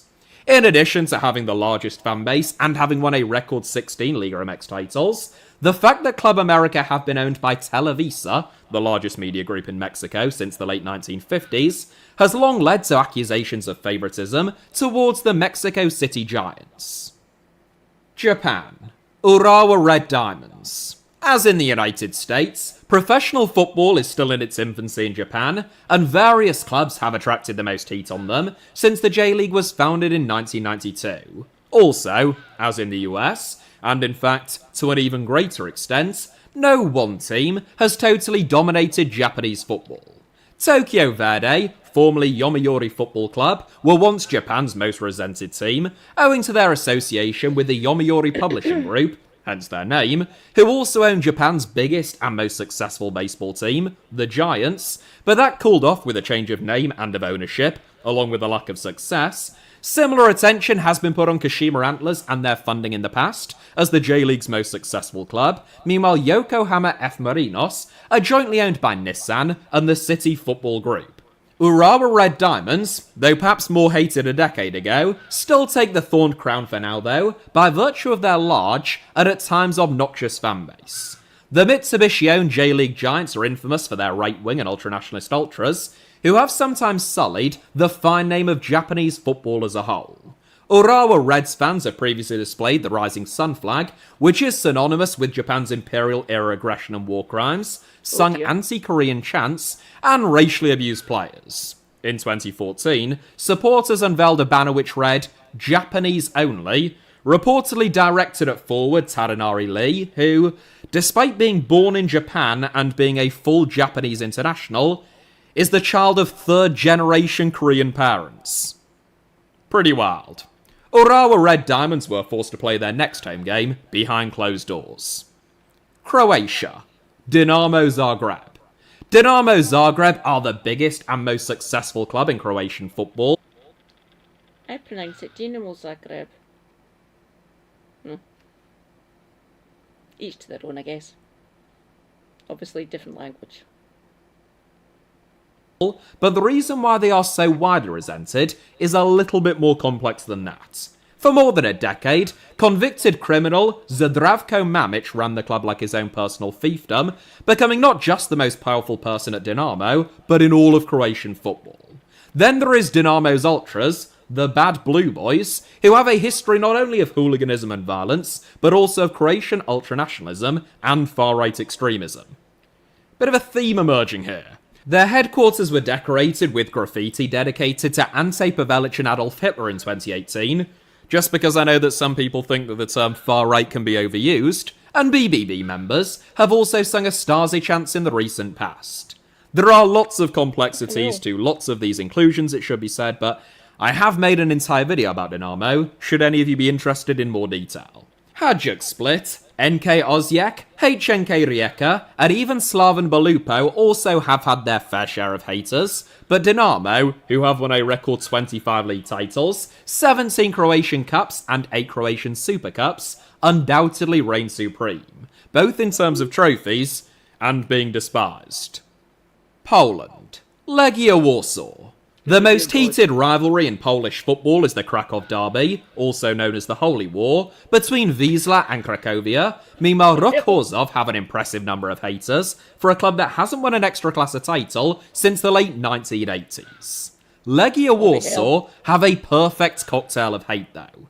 They are, albeit only very narrowly, Poland's most successful club, with 15 Ekstraklasa titles. They attract a lot of anti-capital or anti-Warsaw sentiment, putting them in direct opposition with pretty much all of the Silesian clubs, including Ruch Chorzów themselves. They have notorious ultras, and to top it all off, Legia were the official club of the Polish army during the communist era, which allowed them to benefit from military conscription of footballers. Denmark. Brøndby. Denmark's two biggest clubs, Brøndby and FC Copenhagen, contest the bitter new firm or Copenhagen derby, but they're not just hated by each other. Brøndby were founded through a merger in the mid-1960s, before becoming Denmark's strongest club from the mid-80s through to the start of the 2000s, but developing a reputation for occasional hooliganism. Just last month, a Brøndby fan was arrested in Reykjavik after violence broke out in the Icelandic capital, in light of Víkingur Reykjavik beating Brøndby 3-0. Brøndby overturned the tie in the home leg, winning 4-3 on aggregate, before they were knocked out of the Conference League playoffs by Strasbourg. FC Copenhagen, meanwhile, was only formally founded in its current guise in 1992, but under the corporate management structure of Parken Sport and Entertainment, they have become Denmark's most successful club, winning a record 16 Danish Superliga titles. Since their foundation, Copenhagen have also been by far the biggest spenders in Danish football, leading to criticisms of them being a money club, though it is also worth noting that they have brought in the most money via player sales, and, like all Danish clubs, they have had a positive net spend during that time. A special mention must go to FC Midtjylland, formerly owned by Brentford boss Matthew Benham, and now Danish billionaire Anders Holk Poulsen, who have also won 4 Super League titles in a little over 10 years, with average attendances below 10,000. Both Midtjylland, and to an even greater extent, FC Nordsjælland, have been brilliantly run, but that hasn't stopped them from attracting their fair share of detractors, as new upstarts, powered by wealthy and or highly capable owners. Sweden. ICA. 3 of Sweden's biggest clubs, ICA, Djurgården and Hammarby, are all located in Stockholm County, and they all despise each other. Meanwhile, Helsingborg and Malmö hate each other, Gothenburg and Gais hate each other, and Häcken and Gothenburg also hate each other. It's beautiful to see, it really is. But a hatred that unites more clubs than any other is probably ICA. Djurgården, Hammarby and Gothenburg all despise them. They are arguably Norrköping's biggest rivals, and pretty much everyone else considers them to be arrogant, as well as having a lingering historical reputation for racism, despite now being one of the most popular clubs in Sweden among immigrant populations. There is basically only Brommapojkarna who no one hates, but also barely anyone supports. Turkey. Istanbul Başakşehir. Of course, Istanbul giants Galatasaray, Beşiktaş and Fenerbahçe all hate each other, and Trabzonspor hate all 3 of them, especially Fenerbahçe, but if there is one thing that almost all Turkish football fans can agree upon, it is that no one likes Istanbul Başakşehir. I made an entire video about Başakşehir and why they are so disliked in Turkey a few years ago, but long story short, the club is the brainchild of Turkish President Recep Tayyip Erdogan and his ruling Justice and Development Party. They were founded, as they currently exist, in only 2014, receiving intense investment and even winning the Super League title in 2020, following 2 runners-up medals, despite having virtually no fans. Başakşehir moved into the 17,156 capacity Başakşehir Fatih Terim Stadium in 2014, but despite challenging at the top end of the Turkish game for a number of years now, well, over a decade, they still average less than 2,500 fans at their home games last season. Also, I titled my video about them, Istanbul Başakşehir, the world's most hated champions, so I would be exposing myself as a total fraud now if I didn't pick them. Russia. Zenit St. Petersburg. There are social, cultural, political, economic and historic reasons why CSKA Moscow, Dynamo Moscow, Anzi Makhachkala and Akhmat Grozny have all drawn the ire of many Russians over the years. Angie, it is worth noting, who I've also made an entire video about, no longer exist, but there can be little doubt that Zenit St. Petersburg are currently the country's most hated club. Basically, there are lots of reasons to dislike Zenit. The club was taken over by Gazprom in 2005, Russia's majority state-owned energy giant, at which point Zenit had only ever won one Soviet top league or Russian Premier League title. Since then, they have won 10 of them, and they had gone 6 in a row before Krasnodar won the title last season. Over the last 20 years, Zenit have spent over 800 million euros on transfer fees alone, whilst no other Russian Premier League club has spent more than 500 million, as well as maintaining the highest wage bill in the division. Big name Zenit signings over the years have included the likes of Axel Witsel, Hulk, Claudio Marchisio and Malcolm, and the spending has continued even since Russia's full-scale invasion of Ukraine, most notably on South Americans now, due to Gazprom being fairly well insulated from the impact of Western sanctions, at least compared to some other owners. Aside from their spending power and state support, Zenit's ultras have also been involved in more high-profile instances of racist abuse than just about any other club, and their supporters group Landskrona infamously wrote to the club requesting that they ban or exclude black and gay players from representing them, within months of Hulk and Witzel's arrivals. But other than that, they're pretty popular. Austria. Red Bull Salzburg. The last of the first 20 countries to feature in part 1 of this series, Red Bull Salzburg are probably the most hated club in Austrian football, but it is nowhere near as cut and dry as it is with RB Leipzig in Germany. Maybe that's because Red Bull are an Austrian company, so the perception of them is inflected with a degree of national pride, but more likely, from my experience, it is because there is a view among many Austrians that Red Bull Salzburg have raised the standard of the Austrian game, forcing other clubs to professionalise and improve, as well as providing the national team with some of their best players, which has earned them a certain amount of credit in the bank. In German football, by contrast, RB Leipzig are deemed as being pretty much an exclusively malignant force. Make no mistake, though, there are still plenty of Red Bull haters in Austria too. Unlike in Germany, where Red Bull rebranded an obscure lower league club, in Austria, they bought SV Austria Salzburg, who were 3-time Austrian Bundesliga title winners during the 1990s, and even reached a UEFA Cup final, where they faced Inter Milan in 1994. Nonetheless, Red Bull effectively disregarded all of that history, until they were forced to recognise it, whilst making Salzburg the overwhelming dominant force within the Austrian game.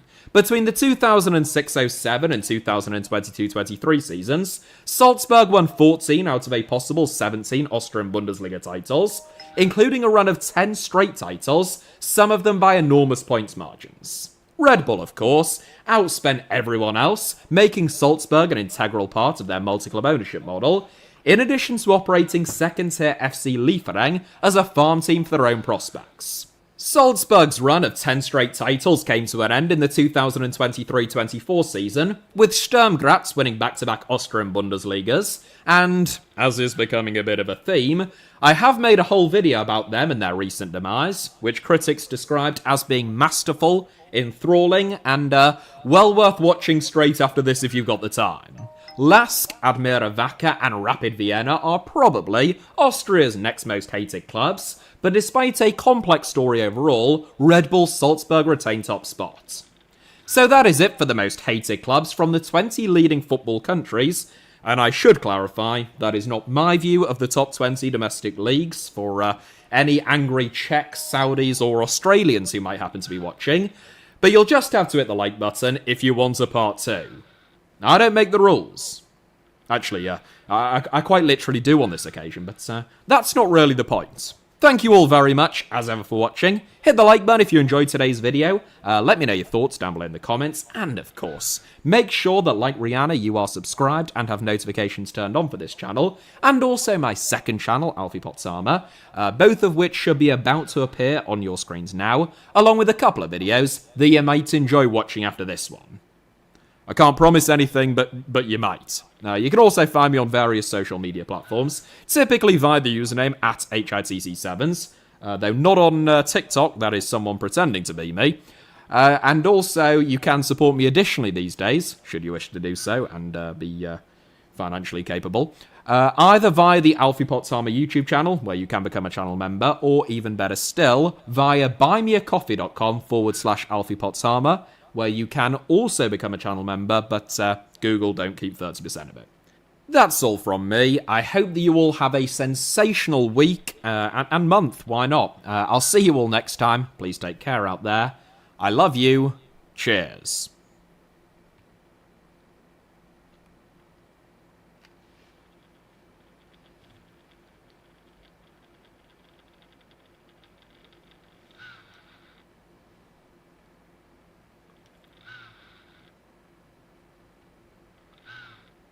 Oh, no, wrong one. Playlists.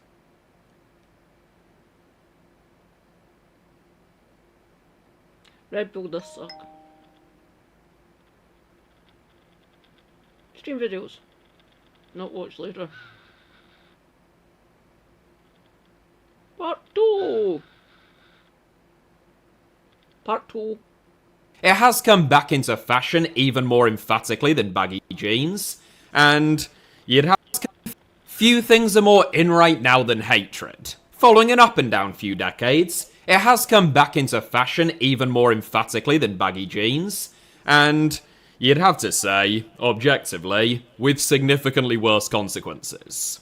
Not all hatred is bad though. Hating James Corden, for example, is like a glue which is holding the UK together through these troubling times. Hating his brother led Adi Dassler to found Adidas, who then gave us the 1988 Netherlands shirt, and hating Paul Pogba probably extended Graham Souness's career as a pundit by at least 2 to 3 years. So, you know, you've got to take the good with the bad sometimes. Not everything is as straightforward as it may initially seem. In It's Alright Ma, the greatest song ever written, Bob Dylan sang that he didn't hate nothing at all except hatred. Well, he's gonna really hate this video, sorry Bob, because it is packed full of the stuff. A few months ago, I made a video taking a look at the most hated football club from every country ranked as having one of the world's 20 strongest leagues. I said that if that video hit 10,000 likes, I would look at the next 20 countries, ad infinitum, theoretically, with as many parts necessary, until I had covered the most hated football club from every single country on Earth. Well, that part 1 video now has over 14,000 likes, so it is time for another batch of hatred, served up medium rare, with a side of sectarian violence, racism, and some political resentment. As I am rapidly discovering, finding the most hated club from every country gets increasingly difficult with more obscure nations and leagues, but as with last time out, my candidates and selection will be based upon extensive dialogue with local fans and experts, meticulous historical analysis and polling, and just pure vibes. Mainly the vibes, if any.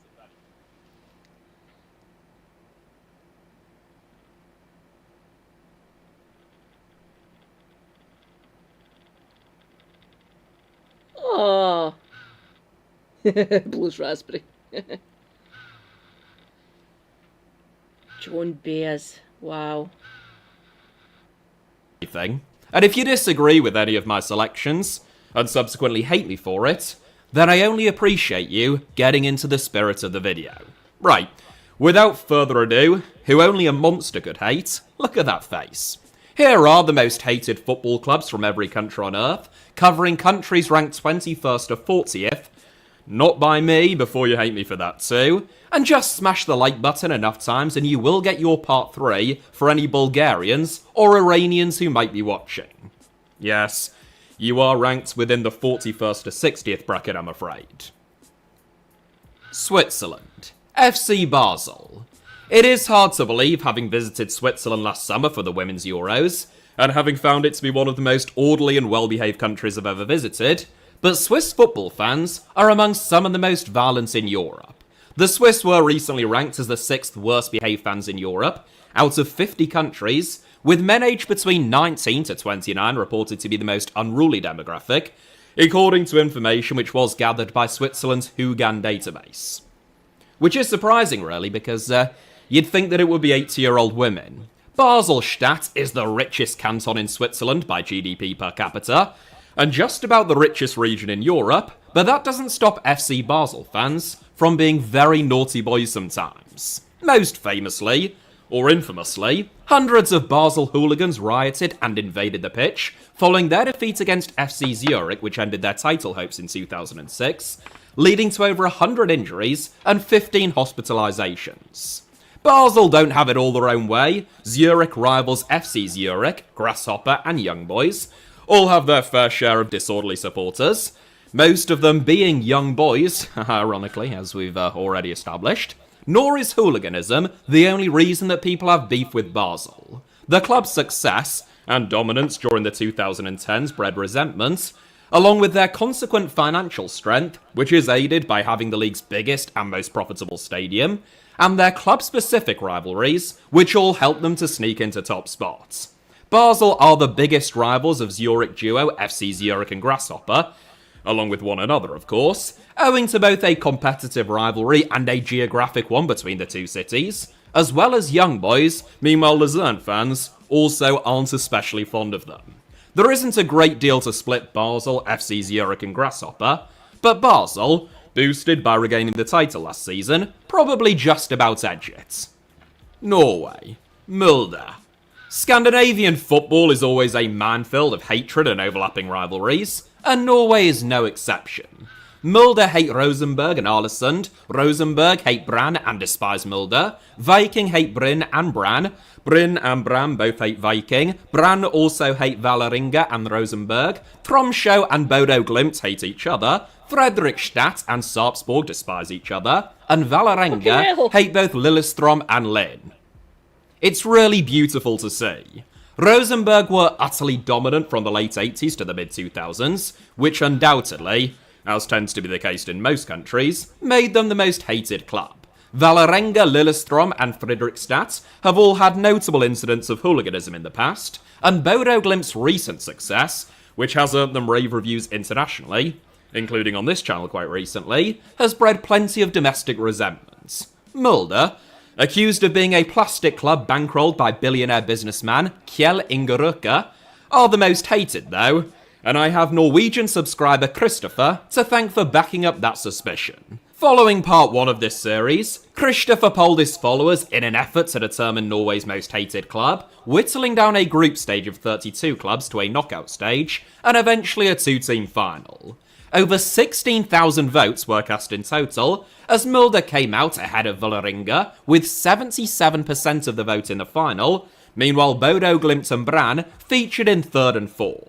So a big thanks to Christopher, and I can't help but wonder why a subscriber in every single country on Earth hasn't done likewise to try and help me with this series. Why is it always the Norwegians who have to do the heavy lifting?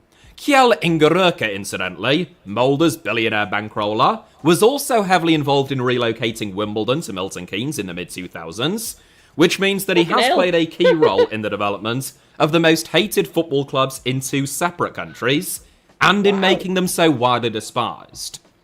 It's pretty impressive stuff, really. The Czech Republic. Sparta Prague.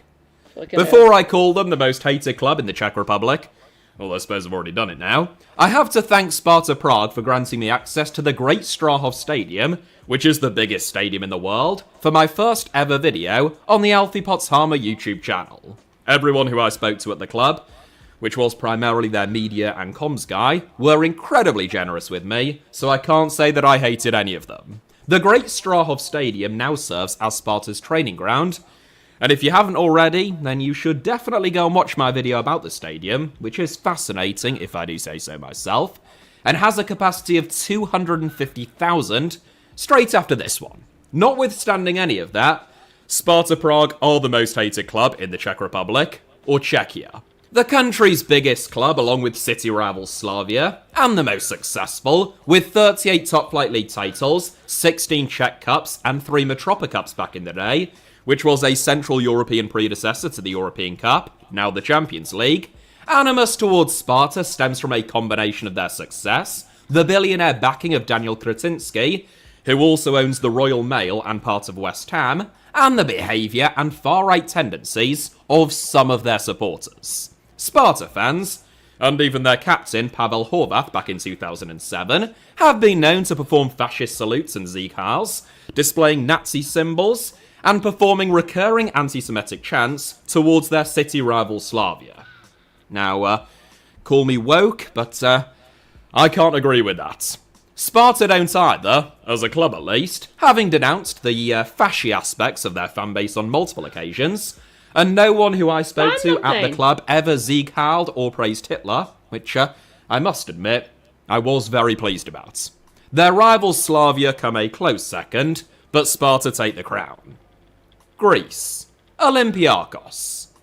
It's not a very difficult decision in Greece. Olympiakos are controversial for a number of reasons, including...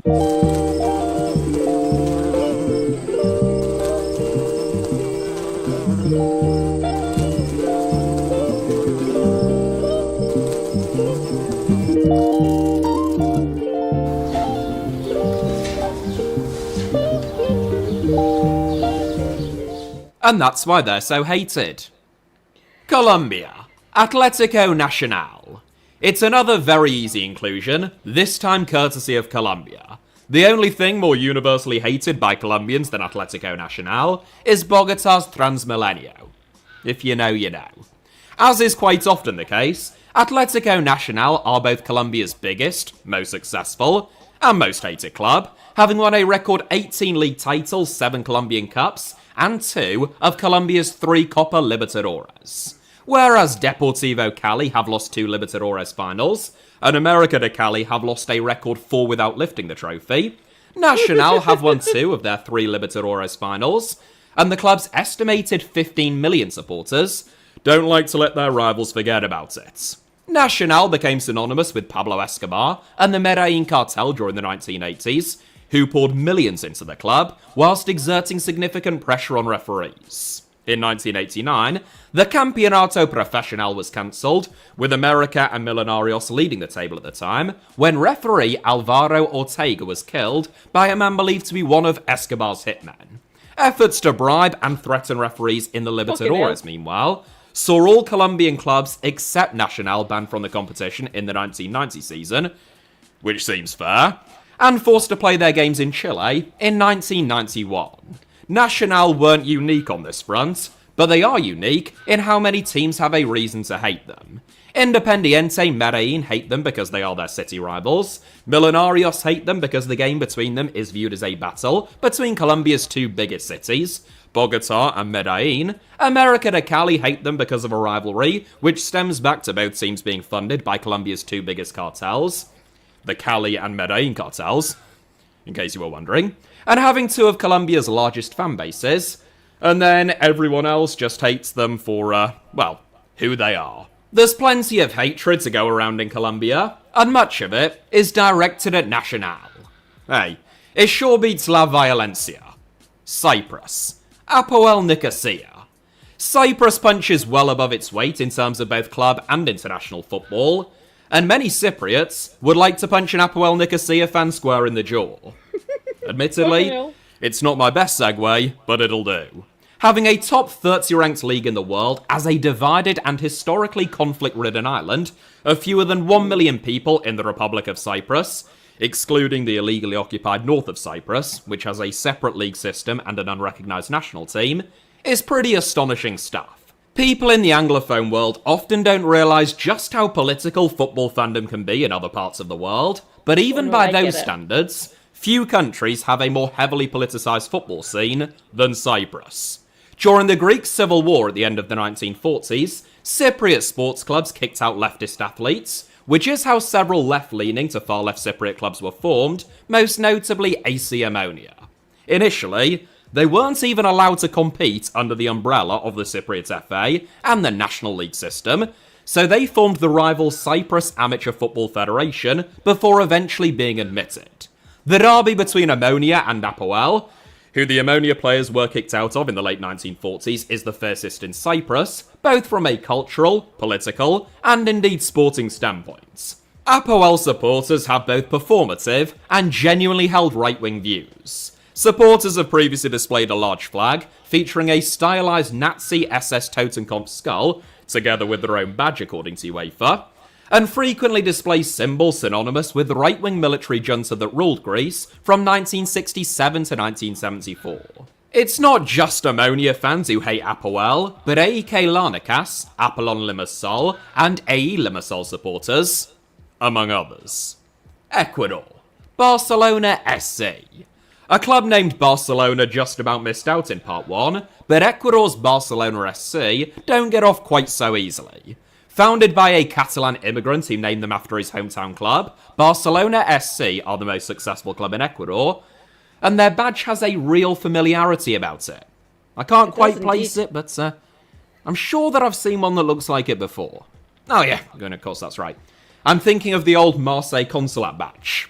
Nicknamed Idolo del Ecuador, or Ecuador's Idol in English, Barcelona contest the most heated derby in Ecuadorian football with their city rivals and the country's second most successful club, Emelec, but they are also hated by LD Quito, Independiente del Valle and El Nacional supporters, and, well, just about everyone else. In truth, from discussions with Ecuadorians, and I haven't yet visited, but I am open to invitations as always, it is a tight call between Barcelona and LD Quito, especially with Barcelona in the midst of a 5-year title drought, but Barca still just about edged it. Hungary. Puskás Akadémia. Hungary has a vibrant and fascinating football culture, with no lack of animosity. Ferencváros and Újpest contest the bitterest Budapest derby. Fellow Budapest outfit MTK Budapest and Ferencváros contest the so-called Eternal Derby. Ferencváros also have a fierce rivalry with Debrecen. Debrecen also have a brutal derby against Diószegő. And in the west of the country, Szombathely Aladas and Zalaegerszeg also hate each other's guts. I should just point out, as I imagine there could well be some confusion, that I'm not a native Hungarian speaker, nor am I yet fluent in the language. Soon, I'd imagine, but not yet.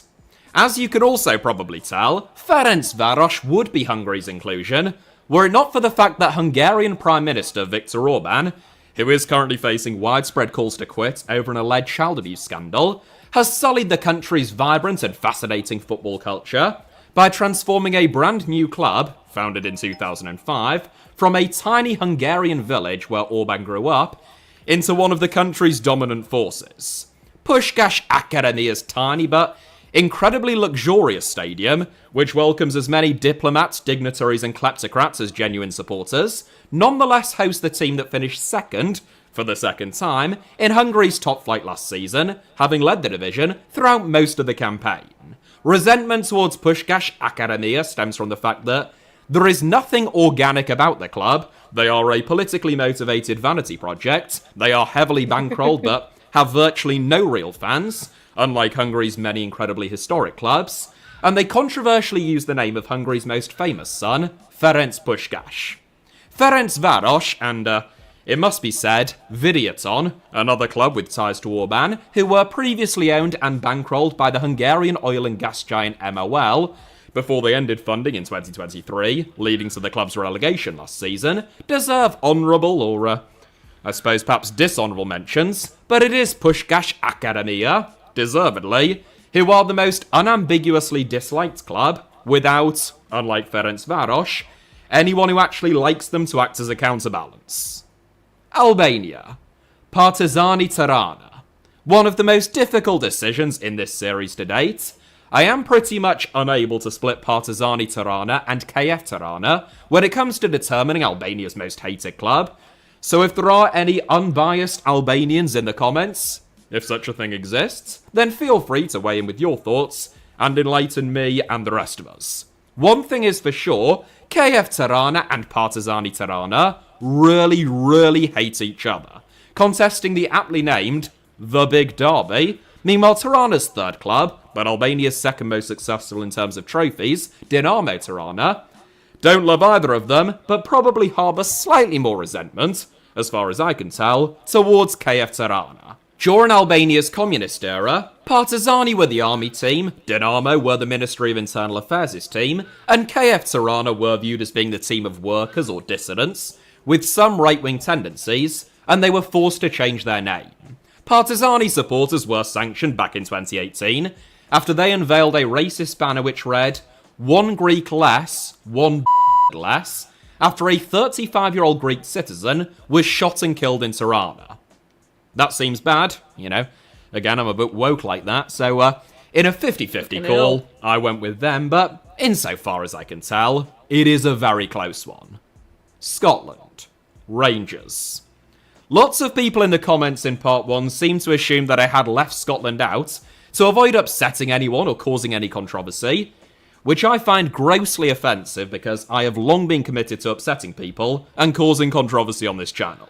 Rangers and Celtic are, of course, the two most hated clubs in Scotland, owing to their sectarianism, 130-year dominance of the Scottish game, perceived entitlement, glory hunting, financial advantage over the rest of the division, and the enormous amount of media attention which is devoted to them at the expense of everyone else.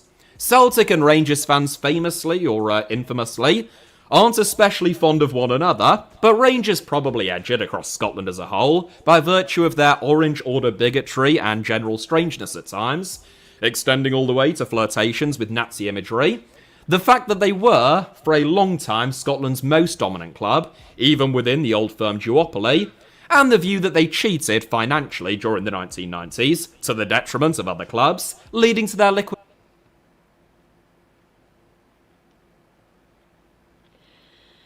This club should not exist.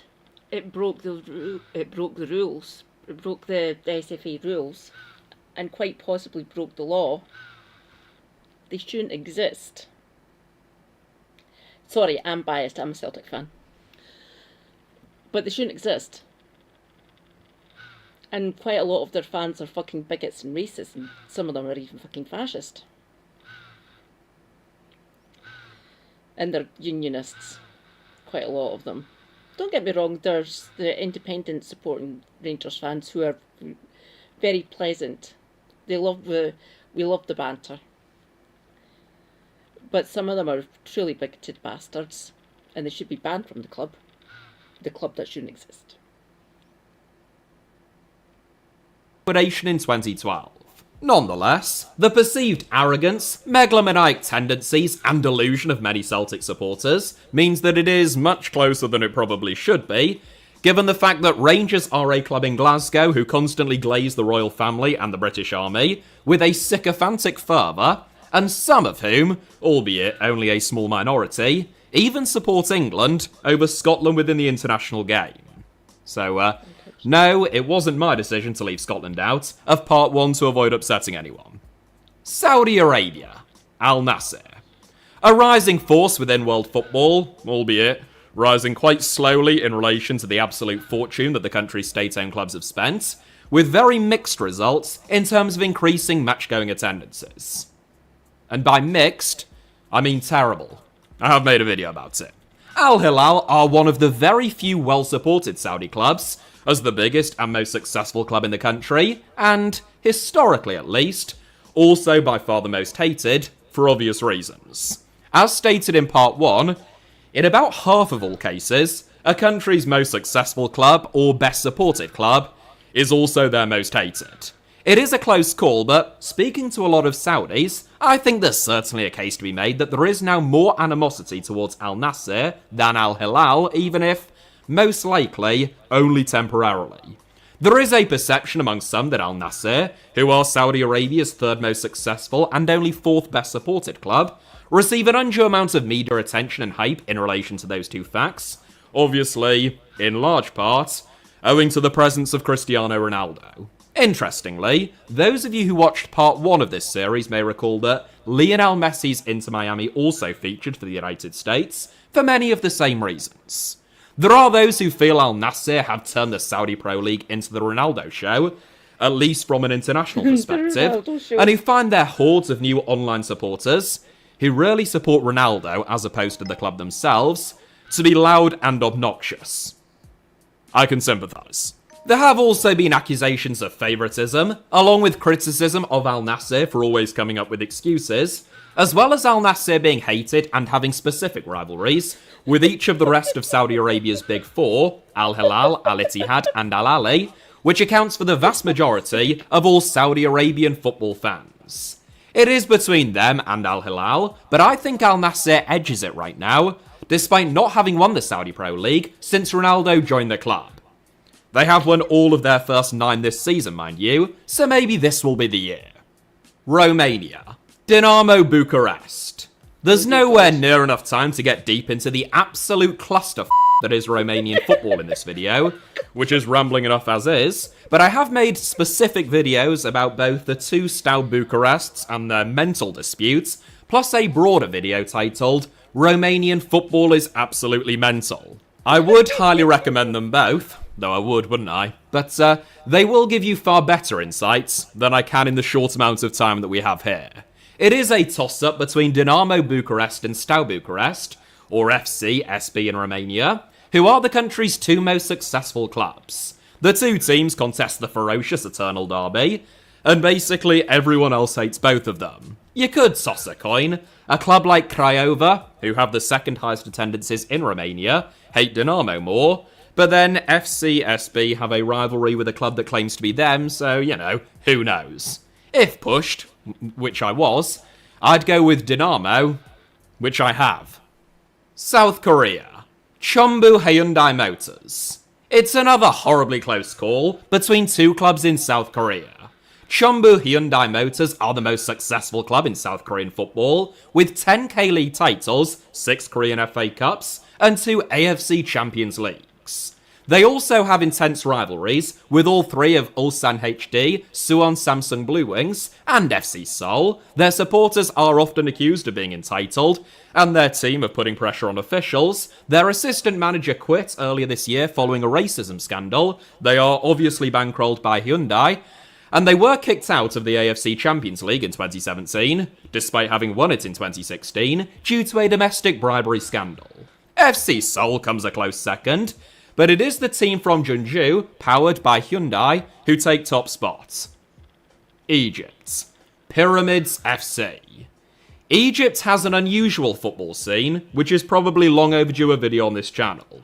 One of the country's top flight clubs is called National Bank of Egypt SC, who are owned, unsurprisingly, by the state-owned National Bank of Egypt, and who play at the 75,000 capacity Cairo International Stadium, despite having very few fans. Egyptian football has long been dominated by just 2 clubs, Al Ahly and Zamalek, who despise each other and are hated by everyone else, especially Al Ahly, who doesn't support one of them. The pair are saved from inclusion by Pyramids FC, though, a club whose name invokes the great monuments of ancient Egypt for which the country is internationally renowned, despite being a brand new invention, who are themselves sculpted out of plastic and Saudi Arabian oil money. Founded in 2008 as Al Aswati Sports, Saudi government official, General Entertainment Authority chairman, and key ally of Mohammed bin Salman. Sports washing, don't you love it? Turki Al Sheikh bought the club in 2018. He then relocated the club 250 miles from Aswat to Cairo, changed their name to Pyramids FC, and made a series of high-profile appointments. A year later, he sold the club to Emirati businessman Salem Al-Shamsi, who recently claimed, well, in 2024, that Pyramids were a bigger club than Zamalek. Pyramids are viewed by many Egyptians as an artificial construct and a Gulf imposition upon the Egyptian game, and thanks to their heavy investment, they won their first Egypt Cup in 2023-24, and even the CAF Champions League last season, defeating Mamelodi Sundowns over a 2-legged final. Even the name, Pyramids, just feels like a foreign billionaire and royal confidant picked the first thing that came to mind when they thought of Egypt, which makes sense, as I'm pretty sure that's how it happened. In the interest of balance, there are those who felt that Egyptian football needed to be disrupted by someone, and that Al Ahly needed to be challenged, but this is close to the least romantic and most artificial way in which it could possibly have come about. Bolivia. Club Bolivar. From the strongest to always ready, Bolivian football, unlike pyramids, is home to some of the best names in all of world football. Club Bolivar celebrated their centenary this year, having been founded in 1925 and named in honor of the Venezuelan general Simon Bolivar, who led many South American countries, including Bolivia, to victory in war against and independence from the Spanish Empire. Bolivia's most successful club with 31 league titles. This inevitably is part of the dislike towards the club, and Bolivar supporters are often accused by their rivals as being fickle and fair-weather glory hunters. Not my words, ladies and gentlemen, but the words of several Bolivians. Bolivar's biggest rivals, the strongest, who are the country's second most successful club, making their name factually incorrect, but you've got to respect the confidence, and a very honourable mention. Morocco. Wydad. It's another coin toss in Morocco between Casablanca giants Raja and Wydad. This is a rivalry which was historically rooted in class differences, with Raja considered to be the club of Casablanca and Morocco's working class, and naturally then a bit more left-leaning, and Wydad more closely associated with Morocco's upper and middle classes. Many of these cultural and political divides have faded over the years, but the hatred certainly hasn't. Wydad have also won almost twice as many league titles as Raja, which is part of the reason why they edge it. Meanwhile, current Botola Pro champions RS Berkane, whose rise and funding via Hakim Ben Abdallah has been the source of much debate, get an honourable mention. Uruguay. Peñarol. Uruguay's two biggest clubs, Nacional and Peñarol, have won 50 and 52 league titles.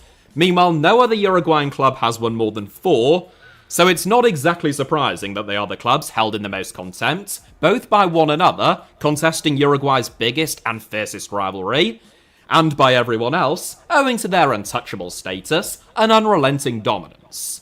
Defensor Sporting and Danubio, Uruguay's next two most successful clubs, both absolutely despise the pair of them. Non-Peñarol and Nacional supporting Uruguayans, give us your hot takes in the comments, but from those that I've spoken to, there is next to nothing to split them.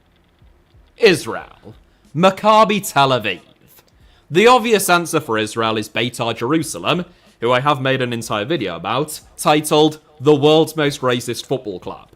The title is probably pretty self-explanatory, as Beitar fans, and particularly their La Familia Ultras, are synonymous with chants like Death to Arabs, have previously hounded Arab or Muslim players out of the club, and, it is worth noting, have described themselves as being the most racist club in the world, so that title could hardly be considered clickbait or unfair. Nonetheless, within Israel, I increasingly get the impression that Maccabi Tel Aviv are hated more than Beitar. Maccabi are Israel's most successful club, with 26 league titles to Beitar's 6. They have intense rivalries with pretty much all of Israel's biggest clubs, like Maccabi Haifa, Hapoel Tel Aviv, Hapoel Beersheva, and Beitar themselves, and they are, of course, no strangers to unabashed racism and violent hooliganism themselves. Maccabi, whose fans were recently banned from attending a game away at Aston Villa in the Europa League, were found by the New Israel Fund to have the second most racist fans in Israel behind Beitar.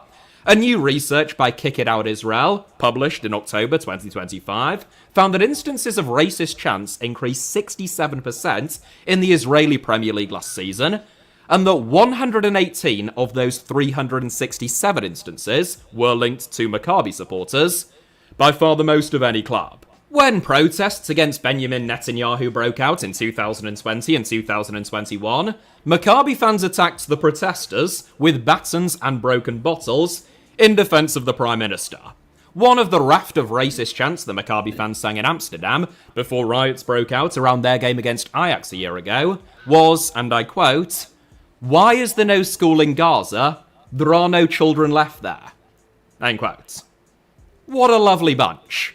For a myriad of reasons, therefore, Maccabi take it, though Beitar would be an equally worthy inclusion. Serbia. Red Star Belgrade. Red Star and Partizan Belgrade contest one of the fiercest derbies in Europe. Whilst Red Star were historically the police team and Partizan the army team, both founded in communist Yugoslavia, today the rivalry is primarily a sporting one. There is a bit of a running joke in Serbia that Red Star and Partizan supporters sometimes attempt to create clear dividing lines between the two clubs and their identities, but end up echoing the exact same talking points. Red Star are Serbia's biggest and most successful club, with close to half of all Serbian football fans polled identifying themselves as Red Star supporters, whereas Partizan supporters, Serbia's second biggest and second most successful club, often claim to be more loyal and passionate than a lot of more casual self-identified Red Star fans. Red Star's success, combined with both historic and contemporary accusations of favouritism and unfairness, make them reasonably comfortable winners, though Vojvodina, Serbia's third biggest and third most successful club, who contest the Derby of Serbia against the pair of them, probably hate them equally. Which is nice. It's always good to see equal opportunity hatred, as opposed to any discriminatory type of hatred. If only more people could follow their example. Ukraine. Shakhtar Donetsk. We end part 2 with perhaps the most fraught and complicated inclusion of this series to date. In many ways, it is a familiar tale. Fans of neither Dynamo Kyiv or Shakhtar Donetsk tend to harbour resentment towards both of the country's football giants, owing to their economic, sporting and media dominance at the expense of others. But beyond that, things get a little trickier.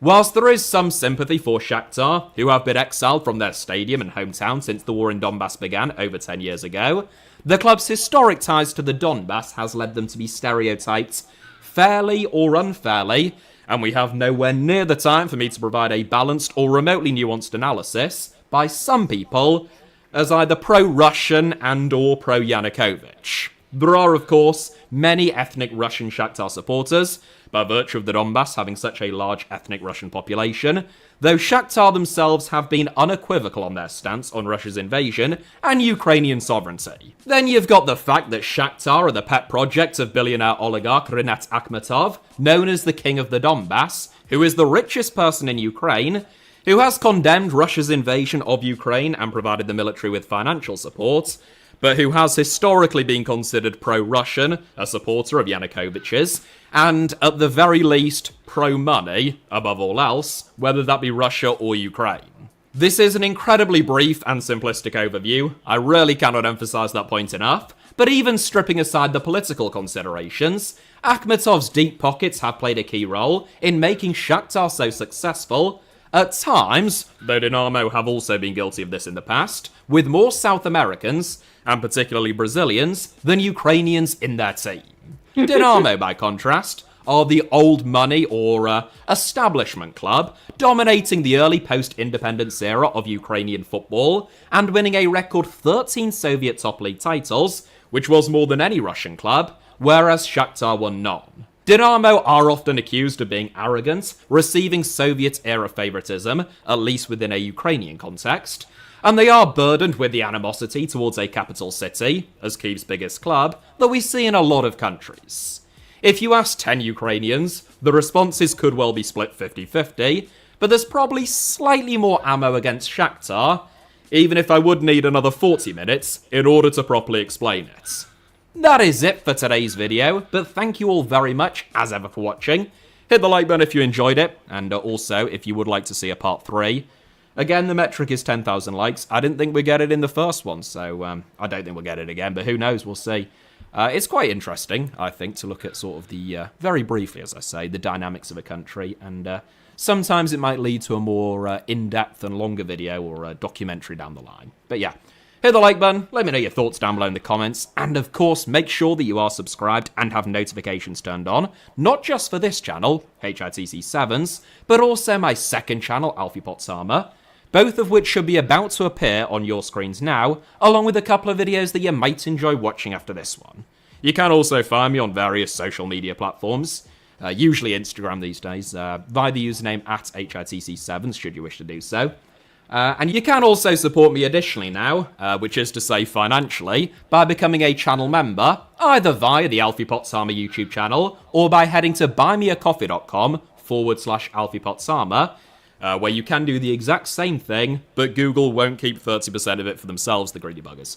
The option's there, should you wish to do so. It is extremely helpful, and I very much appreciate those of you who've done it. I'll see you all next time. Please take care out there. I love you very much. Cheers.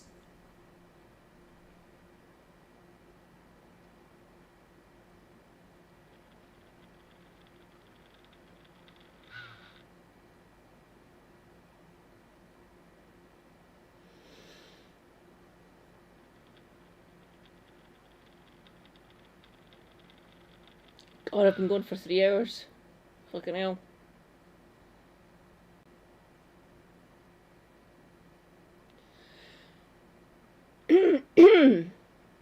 Right. I'm wondering whether they go on or not.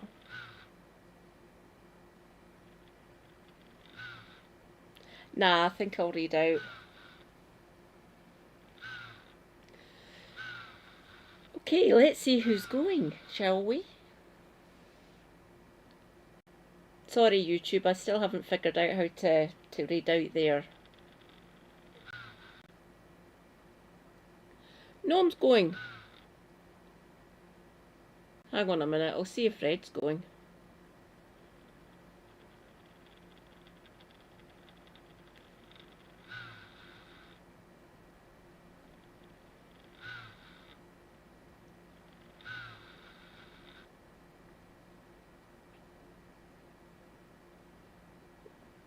Nope, Red isn't going. Let's go over to Noam.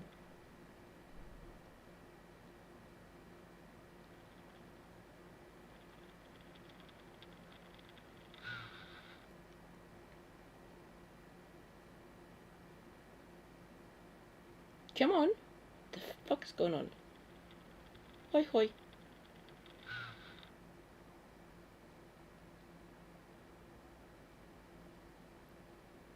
What strength am I? Ah, there we go. There we go.